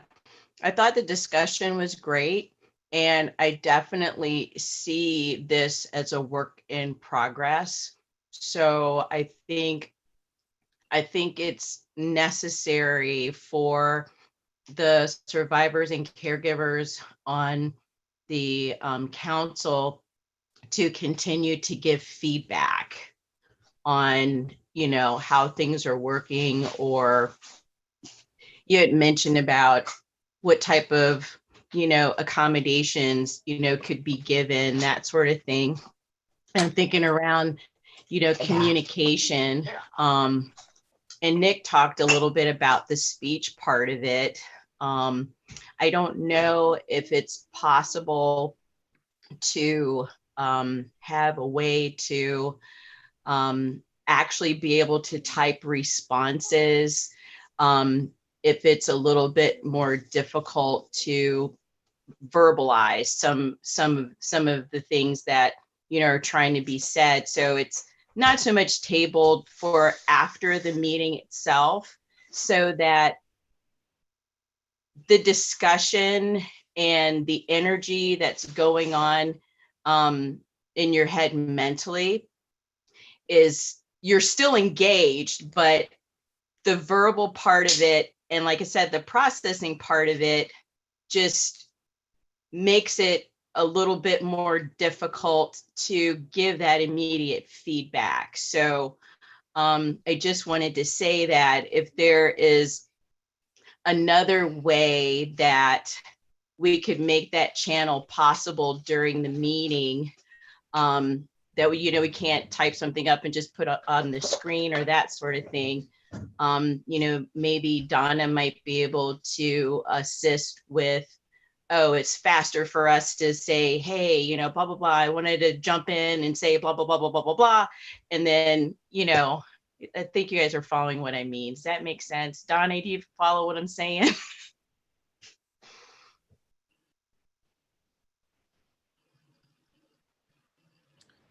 Sorry, I couldn't get that picture to unmute. Yes, I do, Victoria, and I understand. And possibly, yes. I'm not sure. I think with the Zoom format, it might be possible if then someone reads out what was written. But I believe, right, I mean, everything has to be, so we couldn't just have something on the chat. So, but it's a good idea. We can certainly look into it. I'm not sure. I mean, I guess we could figure something out when we start having in-person meetings as well, for maybe text or something, but we'll have to kind of think of how to work that out so that everyone can stay engaged in the meeting and not, having to be as divided watching the chats, because I think it might be harder to, interject if something comes in as a chat and then you're saying, okay, so-and-so has a thought, then you're having to kind of also monitor that and not be as engaged. So I think we'll have to think about that. I think Donna could have some conversation with the survivors and kind of get their feedback, and then we can discuss that at the executive committee and see how that fits with what we are and are not allowed to do, given the transparency requirements. That sounds great. Did anyone else have any other last thoughts before we move on to our next order of business?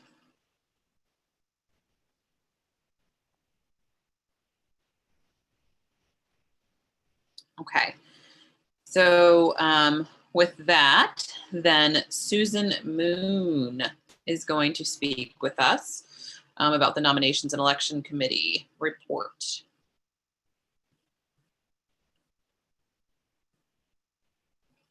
Hey, hi.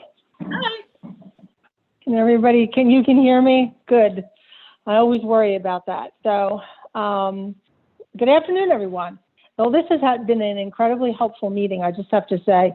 I've been holding off on any comments since I knew I was going to have a moment. It's been really helpful. And I noticed that everybody started practicing Kelly's recommendations right from the very beginning. You could tell that the pace of the meeting and sort of that tenor of the meeting, although it was still really productive and very engaging, had clearly taken on kind of a new style. And so that was fabulous. It was fabulous just to sit here quietly and watch that transition. And so another thing that I have thought of that's always helpful to me is to know where the speaker's going, right? And so our agenda says we're going to talk about nominations, but it doesn't really tell you a lot more. So I thought I would share that what we're going to do as efficiently as possible is I have some thank yous that I'm going to share first.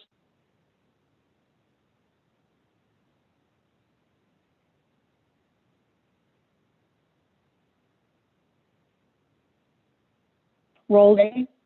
And then we're going to talk about the at-large nominations and what that means and what that process is. And we're also going to talk specifically about the nomination form itself and how we go about asking people if they'd like to join us and help us with our mission. So that's where I'm headed. It's always helpful for me to know where we're going. So I thought that might be another strategy that would be helpful to everyone else. So I hope that it was. I will also try to talk slower. Those of you who know me know I'm not afraid to talk, and I talk fast sometimes. So I'm going to slow it down. And consistent with the plan then, I really, really need to thank Chris Miller. It's been a pleasure that we've been able to work together a little bit with this committee. And so welcoming her again to her role, and thank you very much. Monique Wilson, who everybody knows has been on this committee, is on this committee now, and I want to thank her. And Sandy Parker, who has spoken today, and Nick Riddisill. So we're a pretty active bunch, and we're very excited to add and to find some new people to join our work here. Donna, I thank all the time. We all thank Donna constantly. So Donna not only helps the survivors, but she helps the chairs for all of the committees. So she helps us all participate in the council. And then those of us who volunteer to lead some of these subcommittees, she literally walks us through every step. So if you ever feel reluctant or nervous about chairing a committee, don't. I'm really not 100% sure what I'm going to do right now, but I have a plan because Donna helped me create a plan appropriate for the council. Okay, so I don't need to be great at this, but I'm going to do my best to hit it out of the ballpark, which brings us to the first course of business, which is the slate of officers, thank you, which is up on the screen. Everybody should have received this document in advance of the meeting. And so there are a couple important things that are both important and interesting to know. And one is that all of the nominations for officers are solicited from current council members.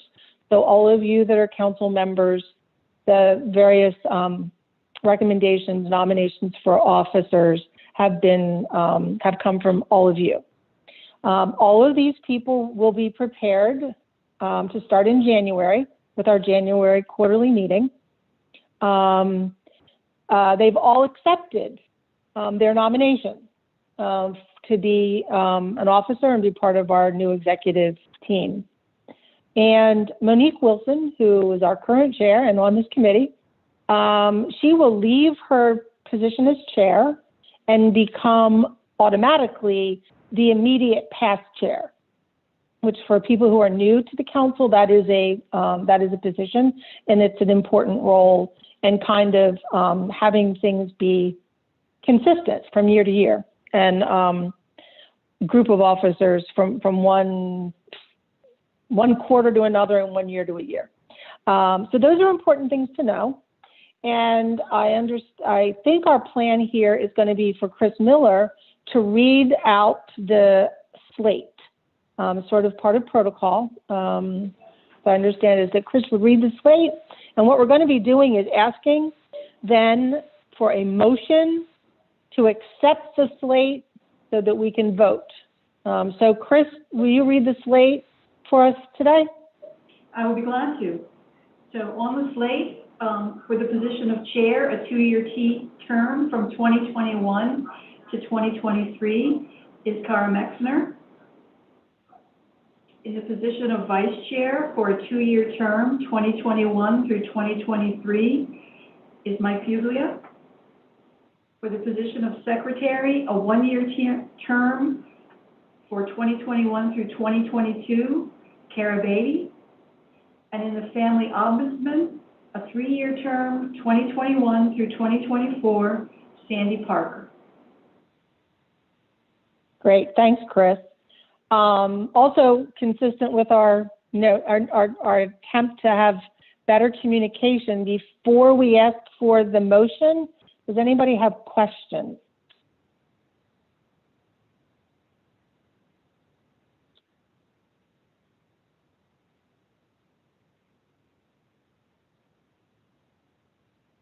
Okay, it doesn't seem like we do, and I don't think anyone sees anybody waving, so that's fine. Most of these folks have been involved with the committee and are known to many of you, so we'd like to take a motion from the council membership to accept the slate for voting.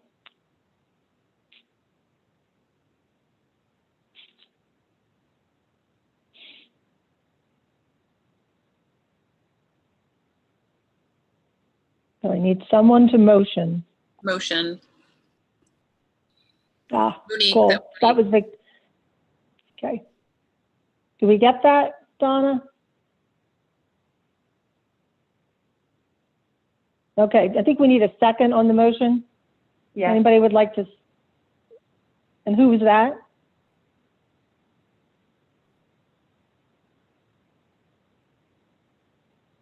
I think we had a second from someone. This is Ann. I'll second that motion. Thank you, Ann. Now, Donna, are we taking a roll call or will this be a vote? Yes. So can Monique run through the roll call? Will do. Okay. That would be great. Thank you very much. Do I call myself? Okay. Yes. So Monique Wilson, yes. Mark Bender. Yes. Kara M. Yes. Mike Puglia. Yes. Ann McDonald. Yes. Jason Young. Yes. Kara B. Yes. John Reynolds. Yes. Sandy Parker. Yes. Cynthia Jermel. I'm sorry, did I say Cynthia? Cynthia. It's okay. I don't know what name that is, sorry. Is that a yes? Yes. Thank you. Where are we? Nick Rudisill, Yes. Victoria Newman, Yes. Susan Moon, Yes. Jean Hoyt,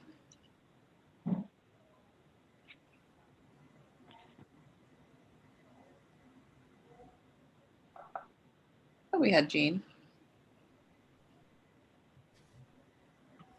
We'll loop back. Gail Brunk, Yes. Chris Miller, Yes. Deborah Johnson, Yes. Jeff Kritzer, Yes. and Kevin Koschel, Yes. Elizabeth Horn,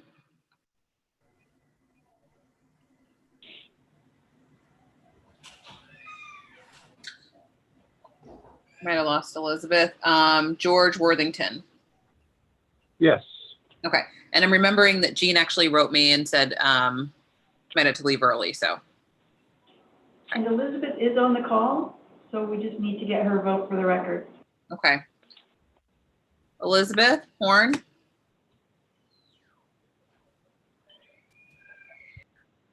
Yes. thank you.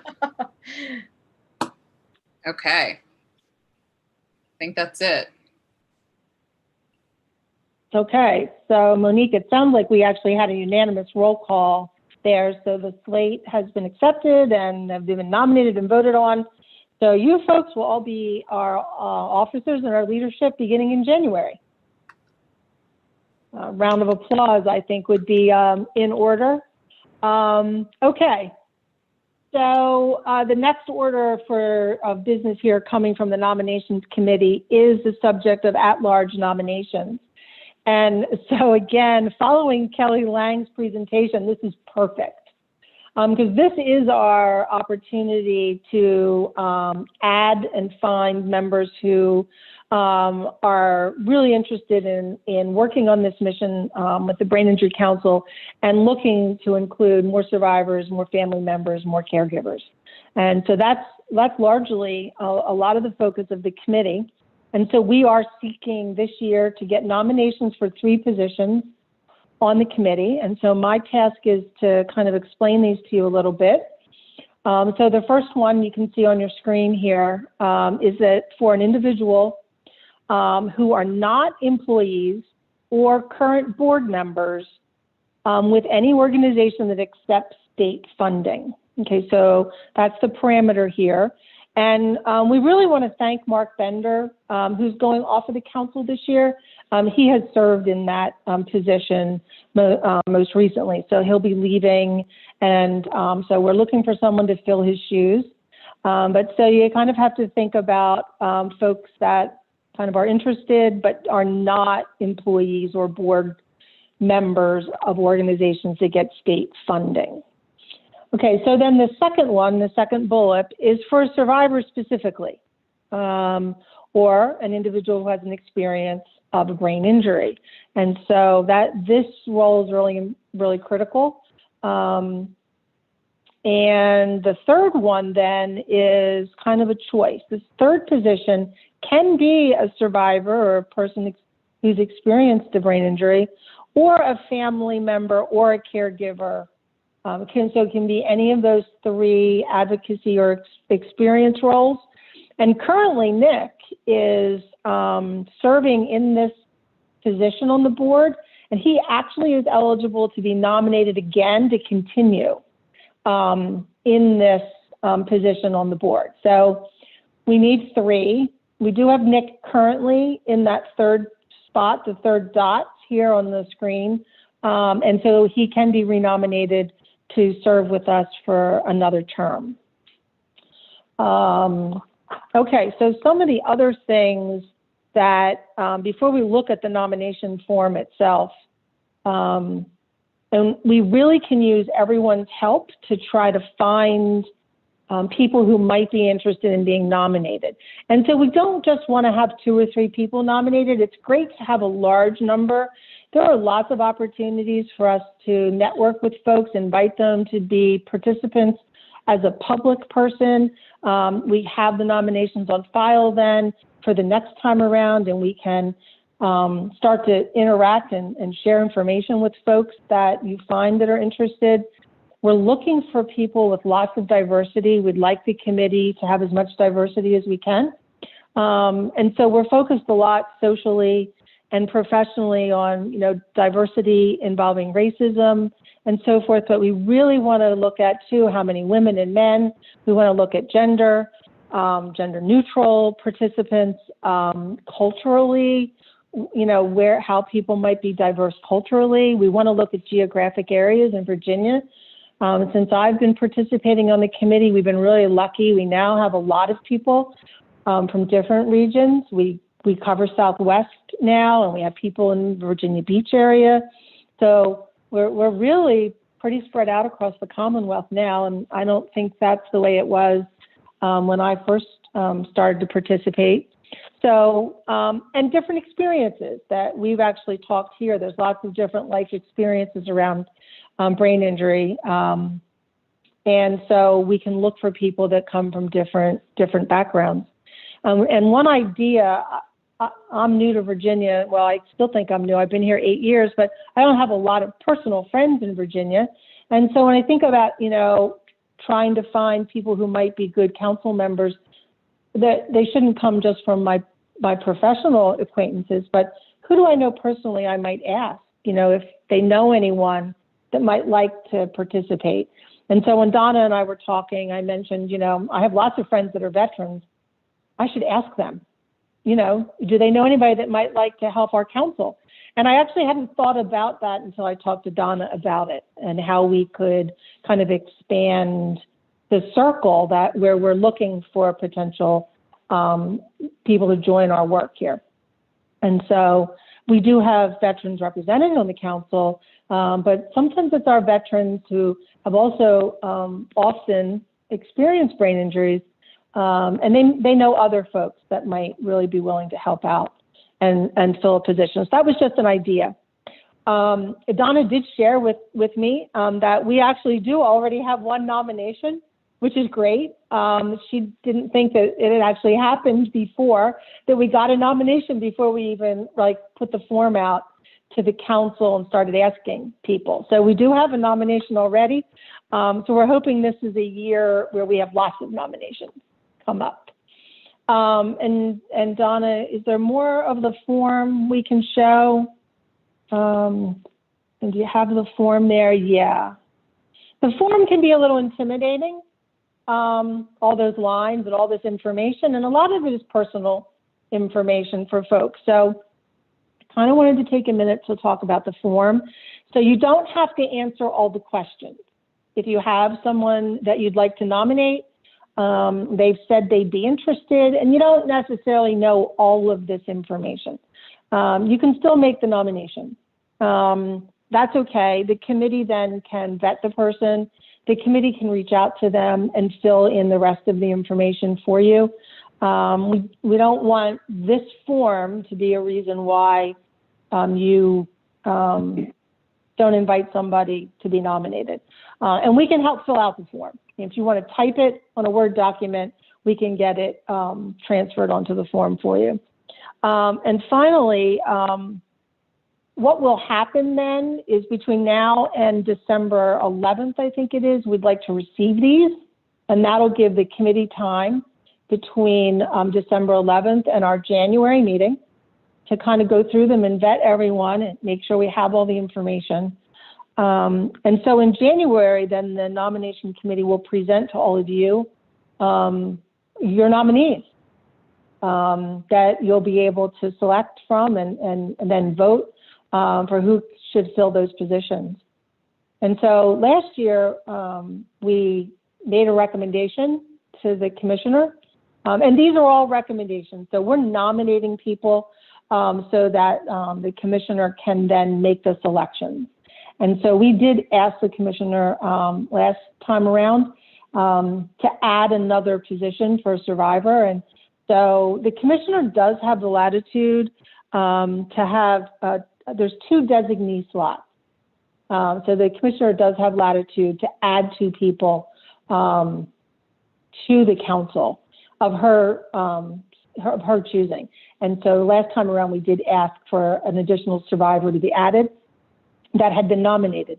And so we can, the council can do that again, and the nomination committee will be considering those kinds of things when we make our recommendations to all of you. So the ask here is that we talk to all your friends, family, and professional associates and see if we can find some nominations of people to join the council. And Donna, did I forget anything? Did we hit all the hot, important pieces? No, I think you're good. Okay, great. Thanks, everybody. Questions?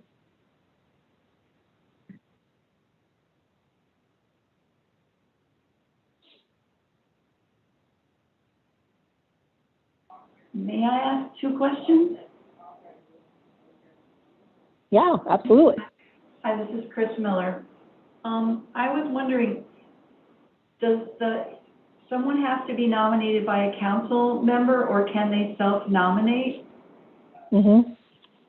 Okay, so Yeah. on the form where it says name of VBIC member, should we just say name of person completing this form?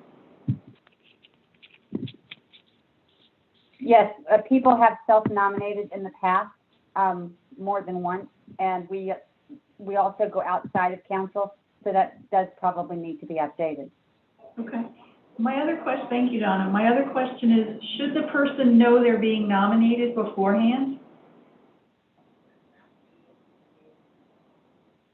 Yes, Donna's shaking her head. She's on mute. Yes, generally, we ask that if you know somebody and you've talked to them about being nominated and they've said, yes, I'm interested, then you can give us the most information you have on the form, and then we can call them, thank them for being willing, get the rest of the information, and answer any of their questions that they might have thought of since they spoke with you. Yes.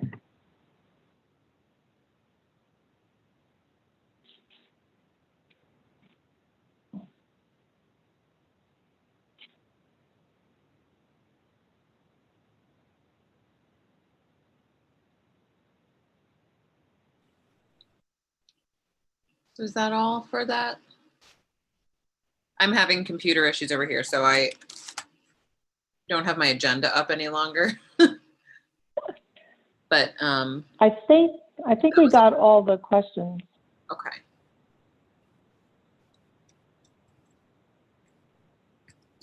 So I think we're just to, oh no, see, I was gonna skip. She wouldn't have let me, but I was about to skip right past Anne. Okay.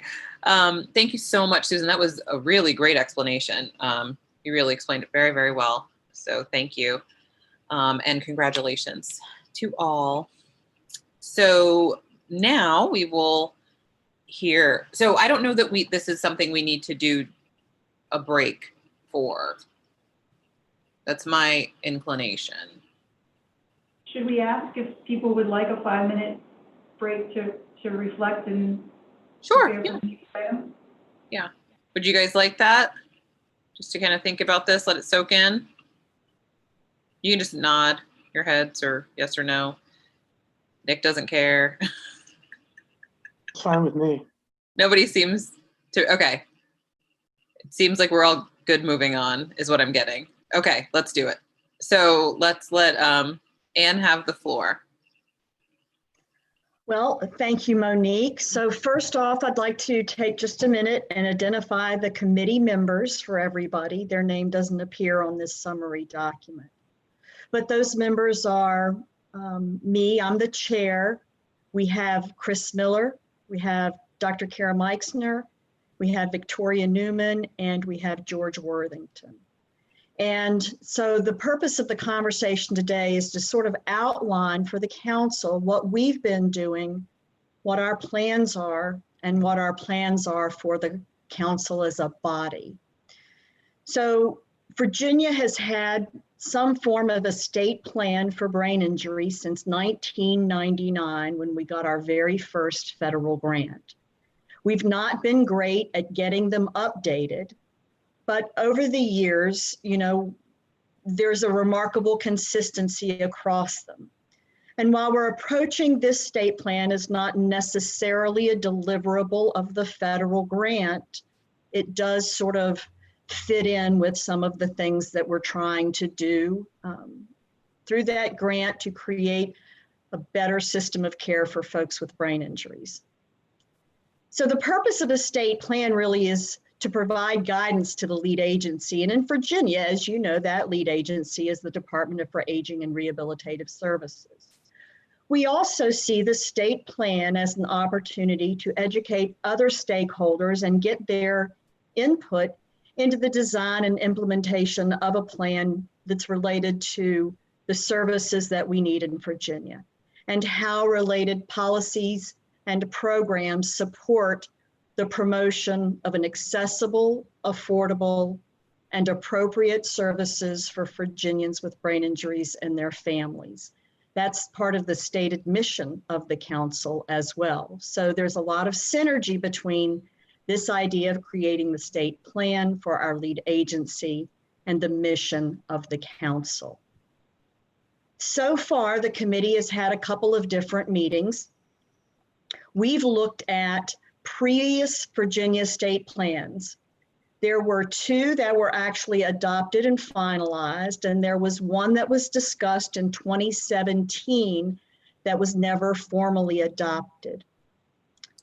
We also looked at other state plans. Some of those state plans included Iowa, Alaska, Missouri. I don't know, there were probably, I think I might have looked at 7 or 8, as did Chris, and we narrowed that down to 3 to send out to council members. I'll make the offer to anybody, and will be shocked if you take me up on it, but I can send you any number of state plans if you would like to see them. They're also readily available by the Google. So part of my job today is to lay out for you what our plans are for the development of this state plan. The committee has an outline for our meetings, and you'll see that in some detail. You can certainly read over that.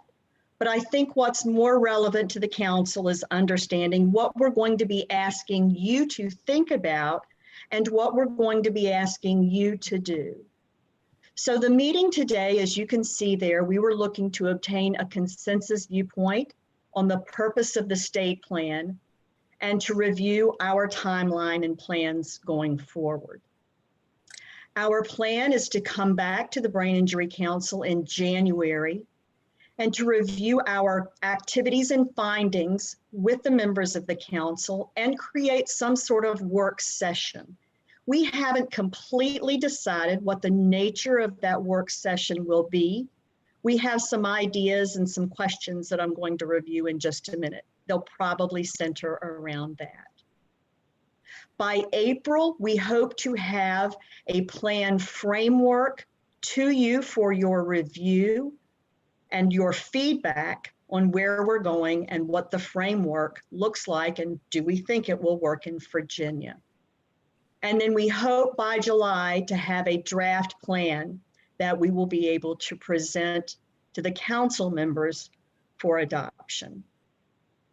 As you can see, the plans for the committee are fairly well laid out, and we have monthly meetings scheduled through next June. Well, no, actually we're doing it on a month-to-month basis until we get into next semester for issues related to scheduling. But we have plans to meet monthly through June. Donna, if you could scroll down just a little further. As we've been talking about the development of a state plan, here are some of the questions that we've been asking and questions that we may ask for your input on. Number 1, is this a strategic plan that lays out a roadmap and a general sense of where we're going? Or is this a working document that has specific objectives and tactics that is going to be monitored and reported on in a more thorough sort of way?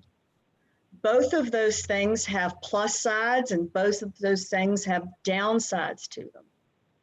If it's going to be a strategic plan, that gives us flexibility for a changing environment. Had we written a state plan that was very spelled out, sort of a working document back in 2019, we'd be in a pretty little pickle right now. So that's the positive side to having more of the roadmap approach. The working document approach takes a lot of work, and goals can be difficult to achieve when they're not thoroughly under your control. But it does create a measure of accountability, and that's sort of the plus side. We can have additional conversation about this once I've sort of finished my quick summary. We're talking about who's going to write it. Initially, we know that we're going to have input into draft documents that are probably going to be compiled and written, the final versions, by staff at DARS. But that may be something that requires the assistance of the committee or maybe a few other folks or some outside stakeholders. We don't know. We're just sort of talking through that, but leaning toward DARS actually writing it. We're talking about how exactly the state plan will be monitored. Is this something that we want to have some sort of standing item agenda for future council meetings? Will there be a group that's responsible for sort of writing a written report that's available to council meetings? What's going to be the way that we sort of make the state plan a working, living sort of document? And then the last question that we've been discussing is, how do we get input from the broader community? If this is a state plan, it probably should be informed by folks that aren't just on the Brain Injury Council. So how do we do that? Are we going to do that through a series of focus group, town hall, surveys? Who are we going to get that from? How are we going to go about collecting and analyzing the data? So as you can see, for some of these questions, we still have many conversations to have and decisions to make. But we're going to be working through that, and we'll be talking to you more about that again in the January meeting as part of our work session. Now, I'd like to ask any of the members of the committee who have something to add to the summary that I've provided to please chime in.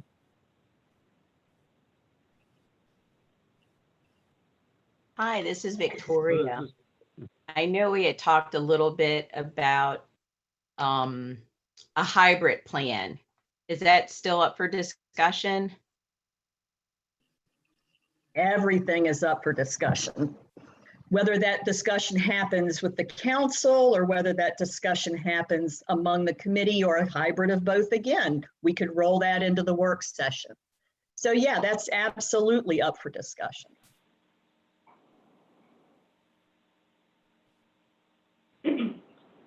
This is George. I'm just going to say, Ann, you did a fantastic job of summarizing what we've been talking about. So thank you. Thank you, George. Hi, this is Chris. Ann always does. It always sounds so good when Ann describes the work. You're like, wow. I do want to add a couple things because in part this is being driven by DARS and to some degree that comes from background and experience that I'm bringing as new to the position.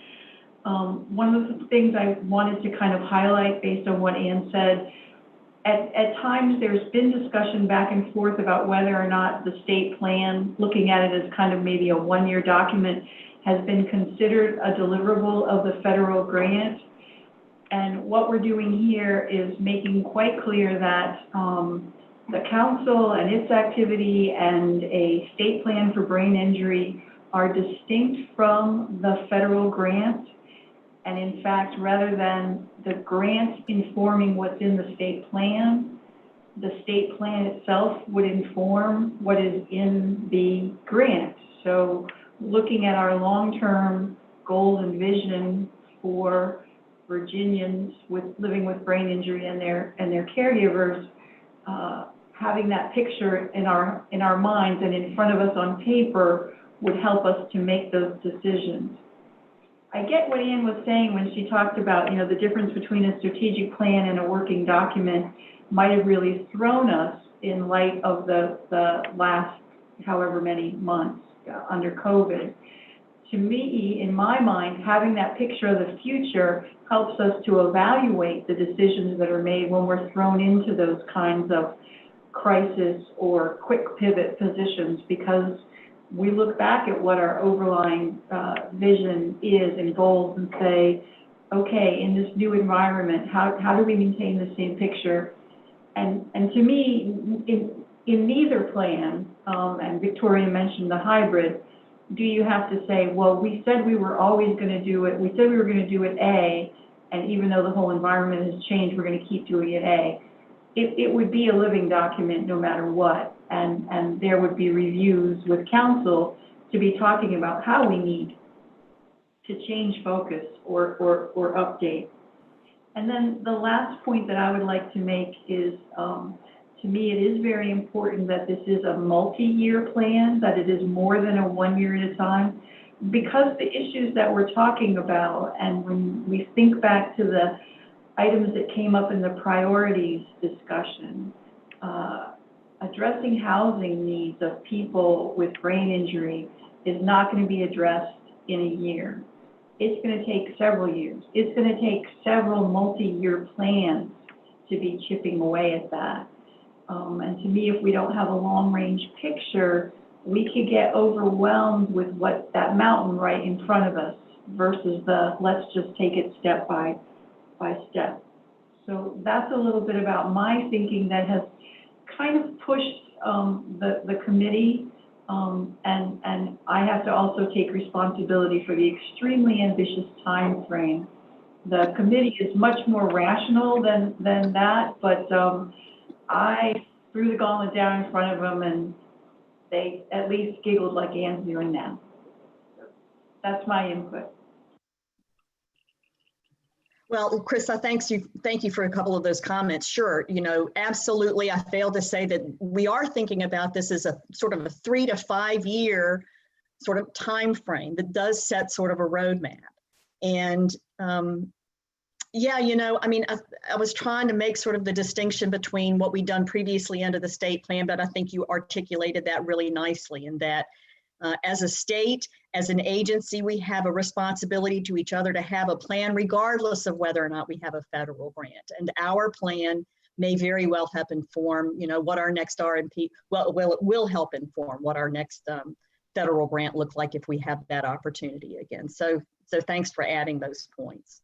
I'm curious to hear from anybody else on the council about your thoughts or reactions to our plan, or the questions that we're asking, or just your what's in your, well, maybe I shouldn't say what's in your head. I don't know that we have that kind of time, but what you're thinking about the presentation on the state plan.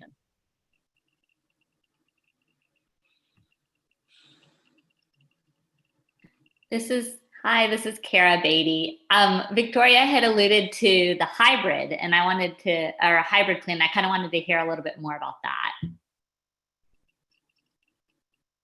Well, several of the other state plans had very, very specific goals laid out with 10 different short and long-term objectives to achieve that goal.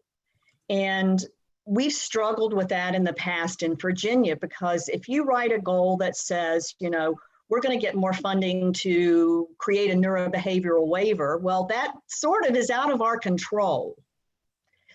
So a hybrid plan would recognize those goals that would depend on action by the legislature, perhaps, or a change in state law, versus different things that the council might do, or encourage the state programs to do, or support new initiatives, or ask the agency to undertake things in priorities letters. So there would need to be a mix of, maybe some SMART goals, that stands for, everybody help me here, specific, measurable, something achievable. Yeah. There's a whole acronym for it. Yeah. So it would need to be a combination of sort of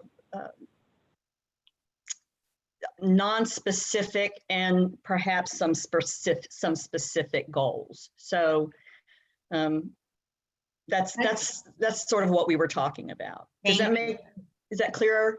I like that. I think that sounds like a hybrid. It sounds like a good mix. And I really like that idea because I like the intentions being out there. Like, this is what we're shooting for, but we're not gonna beat ourselves up if we can't do this, because like we don't have control over certain things. You know, checking some stuff off the list, getting the dopamine going, it's gonna feel great. I like it. It's funny you should say that, because the very first state plan that we had, we wrote out in a way that we could go back and check a lot of things off, and it felt really, really good. And you know, that's something to shoot for, yeah.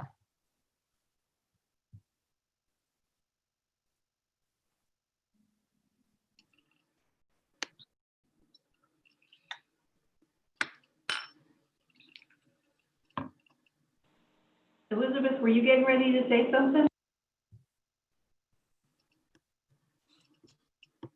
No, no, I'm thinking. It's a lot.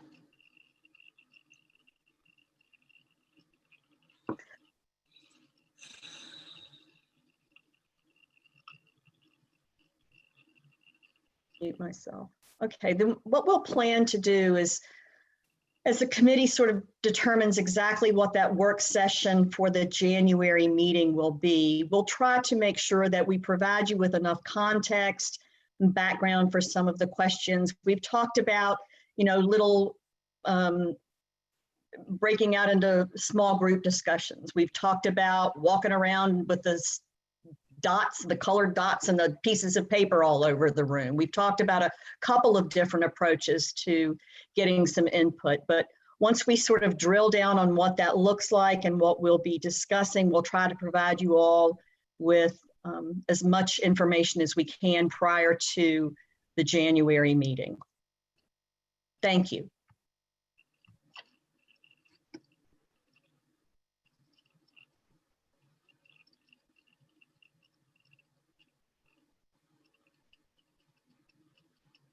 Is that you wrapping up, Anne? Okay.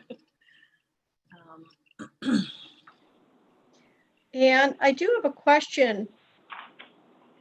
I'm wondering if you can think of a state offhand that is most like Virginia in terms of what they already have and we already have. Maybe in terms of size and, you know, geographical makeup that you would direct us to kind of look at as a comparison. You said those states could be Googled. Can you think of one? That's a really tough question. You know, there are a number of states that have, for example, community-based case management, but it's all funded under a waiver. No other state has a system of care that is completely state funded without drawing down federal funds for something like waiver programs. And I'm sorry for everybody for getting in the weeds. So the short answer to Elizabeth's question is that's very difficult. Okay. The longer answer is for a variety of factors. You know, depends on what you wanted to sort of focus on. If you were talking about similar in size, we could, you know, make a comparison there. If you were talking about similar in terms of the population, but the system of care in each state is so very different. You know, we've always said if you've seen one brain injury, you've seen one brain injury, and it's sort of the same in every state. Yeah, yeah. Okay, well, thank you, Anne. I'm happy to, you know, send everybody sort of a list of some of the state plans, and you could go look at some of them yourself. I'm trying to figure out, we narrowed it down, I think, to 3 to send to the members of the committee. Was that right, Chris? So, you know, if you guys wanted to see the 3 we sent to the committee, we'd be happy to send that out to everybody. But not Alaska's, because it's like 94 pages long. We ain't doing that. No. To you or to us.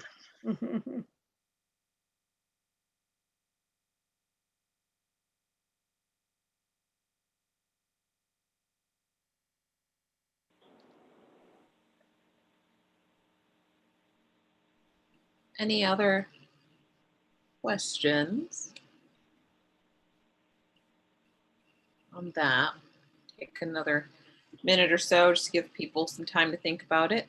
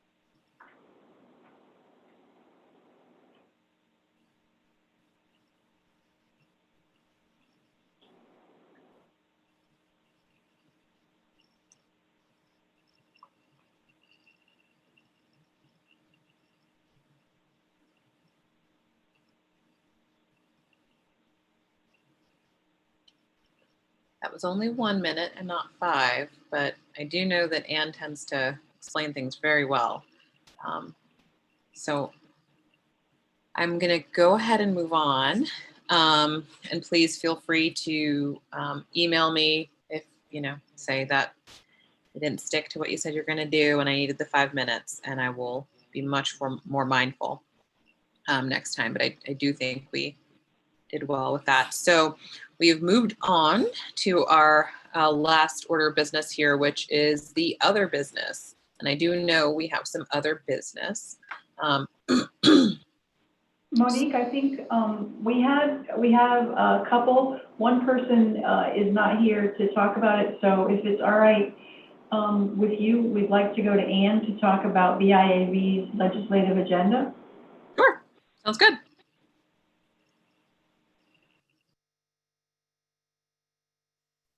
You know, sometimes these pictures of everybody moves and you think you've got your unmute button picked and then everything changes. So sorry about that. Earlier today, the Brain Injury Association of Virginia presented a legislative agenda to the Virginia Alliance of Brain Injury Service Providers, and they voted to approve that agenda.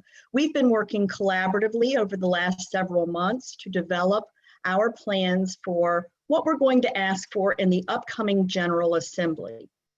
The 2021 session is going to be a session like no other. It's likely to be held virtually, so sadly there won't be an on-site Brain Injury Awareness Day this year.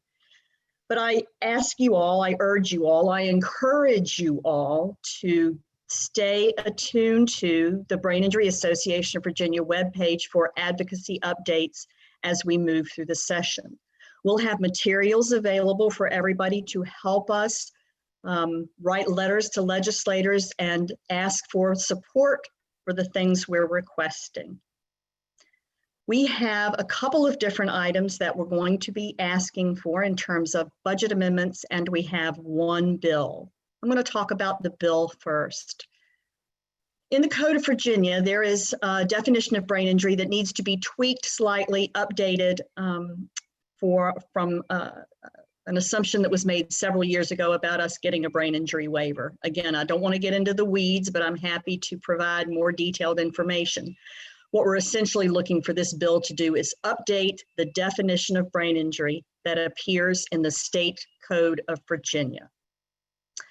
We're also going to be requesting a couple of different budget amendments. We're going to be asking for some money to support community-based housing. We're going to be asking for some money to support other community-based supports, such as case managers, day program staff, life skills trainers, and additional community support positions. And we're also going to be requesting money to just enhance the current funding of the brain injury programs. For those of you who may be less familiar, there are 9 state-funded brain injury programs that have their funding made available through a line item appropriation in the state budget. That money comes to DARS, and through a request for proposal process, they determine what organizations will receive those funds. For the last several years, probably the last, I don't know, maybe 10 years or so, every time we've gotten new money, we've also had to develop a new service, which is fine, but over time, it begins to add up, or should I say, subtract up, because salaries need to go up to stay competitive. Rents go up. The cost to rent locations for events goes up. Events like our annual conference, for one. Thinking about that because it's just in a couple of weeks and you should check it out if you're not already signed up. So we're asking for some money just to invest in the program so that they can retain quality, competent, well-qualified staff and expand their programs in ways that will add additional support at the community level for persons with brain injuries and their families.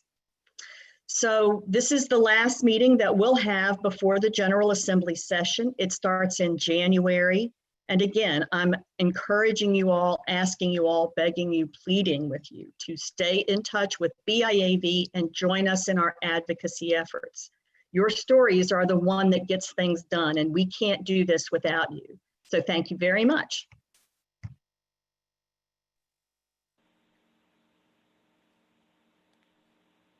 Thanks, Anne. Thank you, Anne.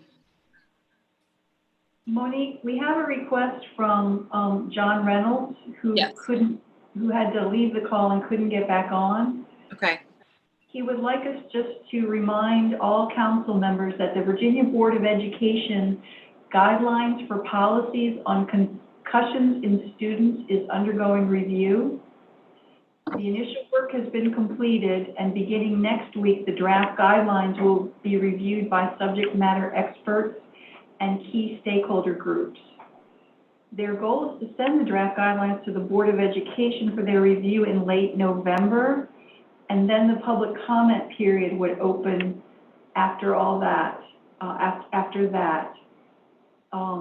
So we will make sure to follow up with you all and let you know when those guidelines go out for public comment. I will tell you that I will be participating in the review on Monday afternoon. This is just part of their regular review process. It's not about anything new, but we'll let you know what happens with that and invite you to read those guidelines and offer comment if you would like to. And then our last item that we wanted, that we got a request to bring up as part of other business is to offer the opportunity for anyone who attended NASH's recent State of the States in Brain Injury Conference. DARS was excited that because of our federal grant, we were able to send a number of folks from our Centers for Independent Living, from the Voc Rehab side of DARS, from the programs, and Victoria Newman attended as a council member. Some of you may also have attended on your own, but if anyone wanted to offer their input, Victoria, would you like to share your experience at a national virtual conference? Oh, absolutely. It was a joy to participate in a conference. Professionally, over a career spanning about 20 years, I've been going to professional conferences, and I do not understand how they did it, but they were able to bring the enthusiasm and, you know, the kind of feeling and environment you get when you walk into like a big conference. They were able to do that virtually, which was pretty exciting because all the speakers were very interactive. The information that was presented was just very informative, and they were very conscious about instructions and helping people navigate their, what do you call it?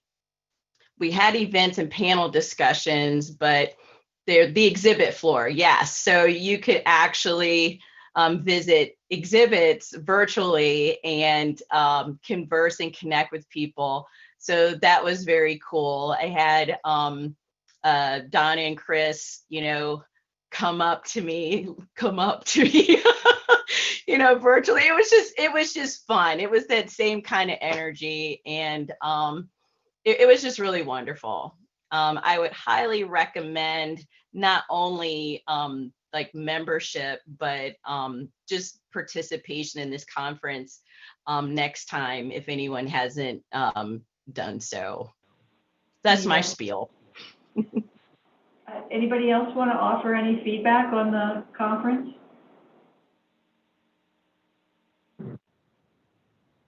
This is Gail from Vail, and I wanted to say thank you. I was a Center for Independent Living whose one staff person took advantage of it, and she gave very positive feedback, and we plan to have her share more at our next staff meeting. So I wanted to say thank you for the opportunity to offer that. That's great, Gail. Thanks. I want to add, and I don't think it will surprise council after what you've been hearing today, that our own Donna Cantrell is a regular member of the Conference Development Committee. So we know that's why it goes well. Monique, those are the things that we got ahead of time. So I'm going to turn the rest of the meeting back over to you. Okay. Monique, can I jump in for a second? I just wanted to say that there was, you know, for folks who are looking for resources, there was just the most outstanding presentation on individuals with brain injuries who are struggling with substance use disorders and how to approach their treatment. This woman's name is Dr. Carolyn Lemsky, Lemsky. If any of you are interested in learning more, I would strongly encourage you to look her up on the internet. We're going to be talking about ways that we might be able to bring her to Virginia as part of a professionals conference or through a series of webinars or trainings or something. It was outstanding. And she was, really. Ontario, isn't she? Yeah, Canada. Mm-hmm. Yeah, we've collaborated with her over the last 10 years. She's very bright, Mm-hmm. very relevant. Mm-hmm.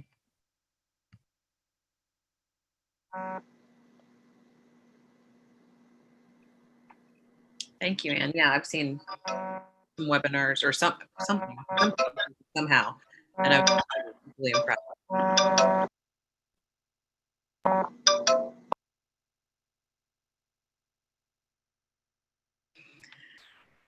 Okay. Is there anything else that anyone did not bring to us beforehand but would like to bring up now for the other business before we wrap up?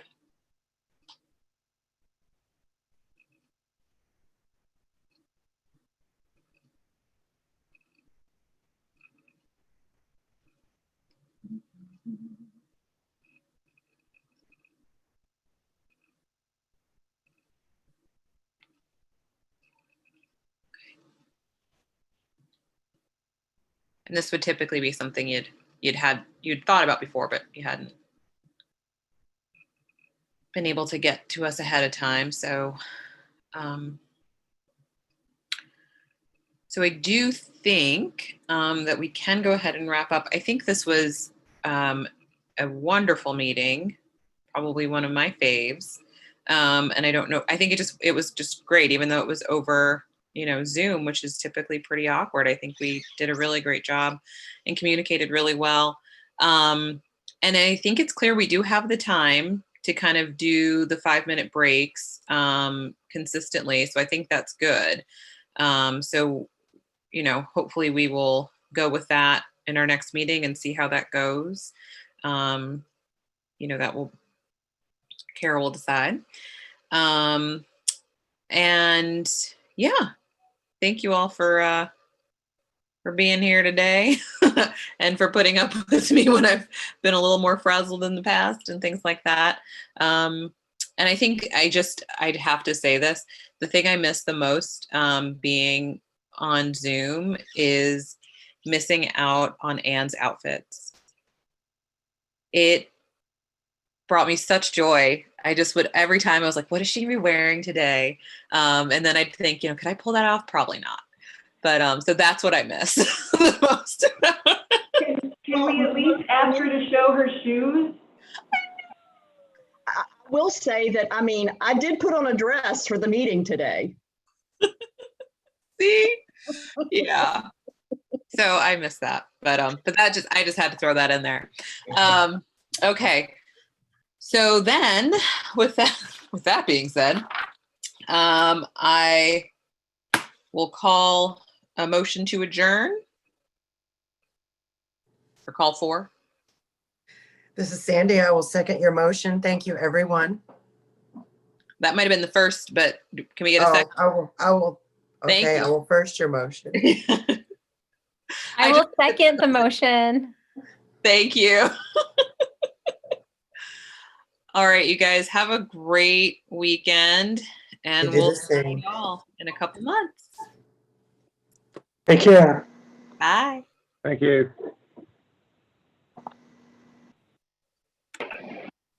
Thank you. Appreciate it. Thanks, Nick.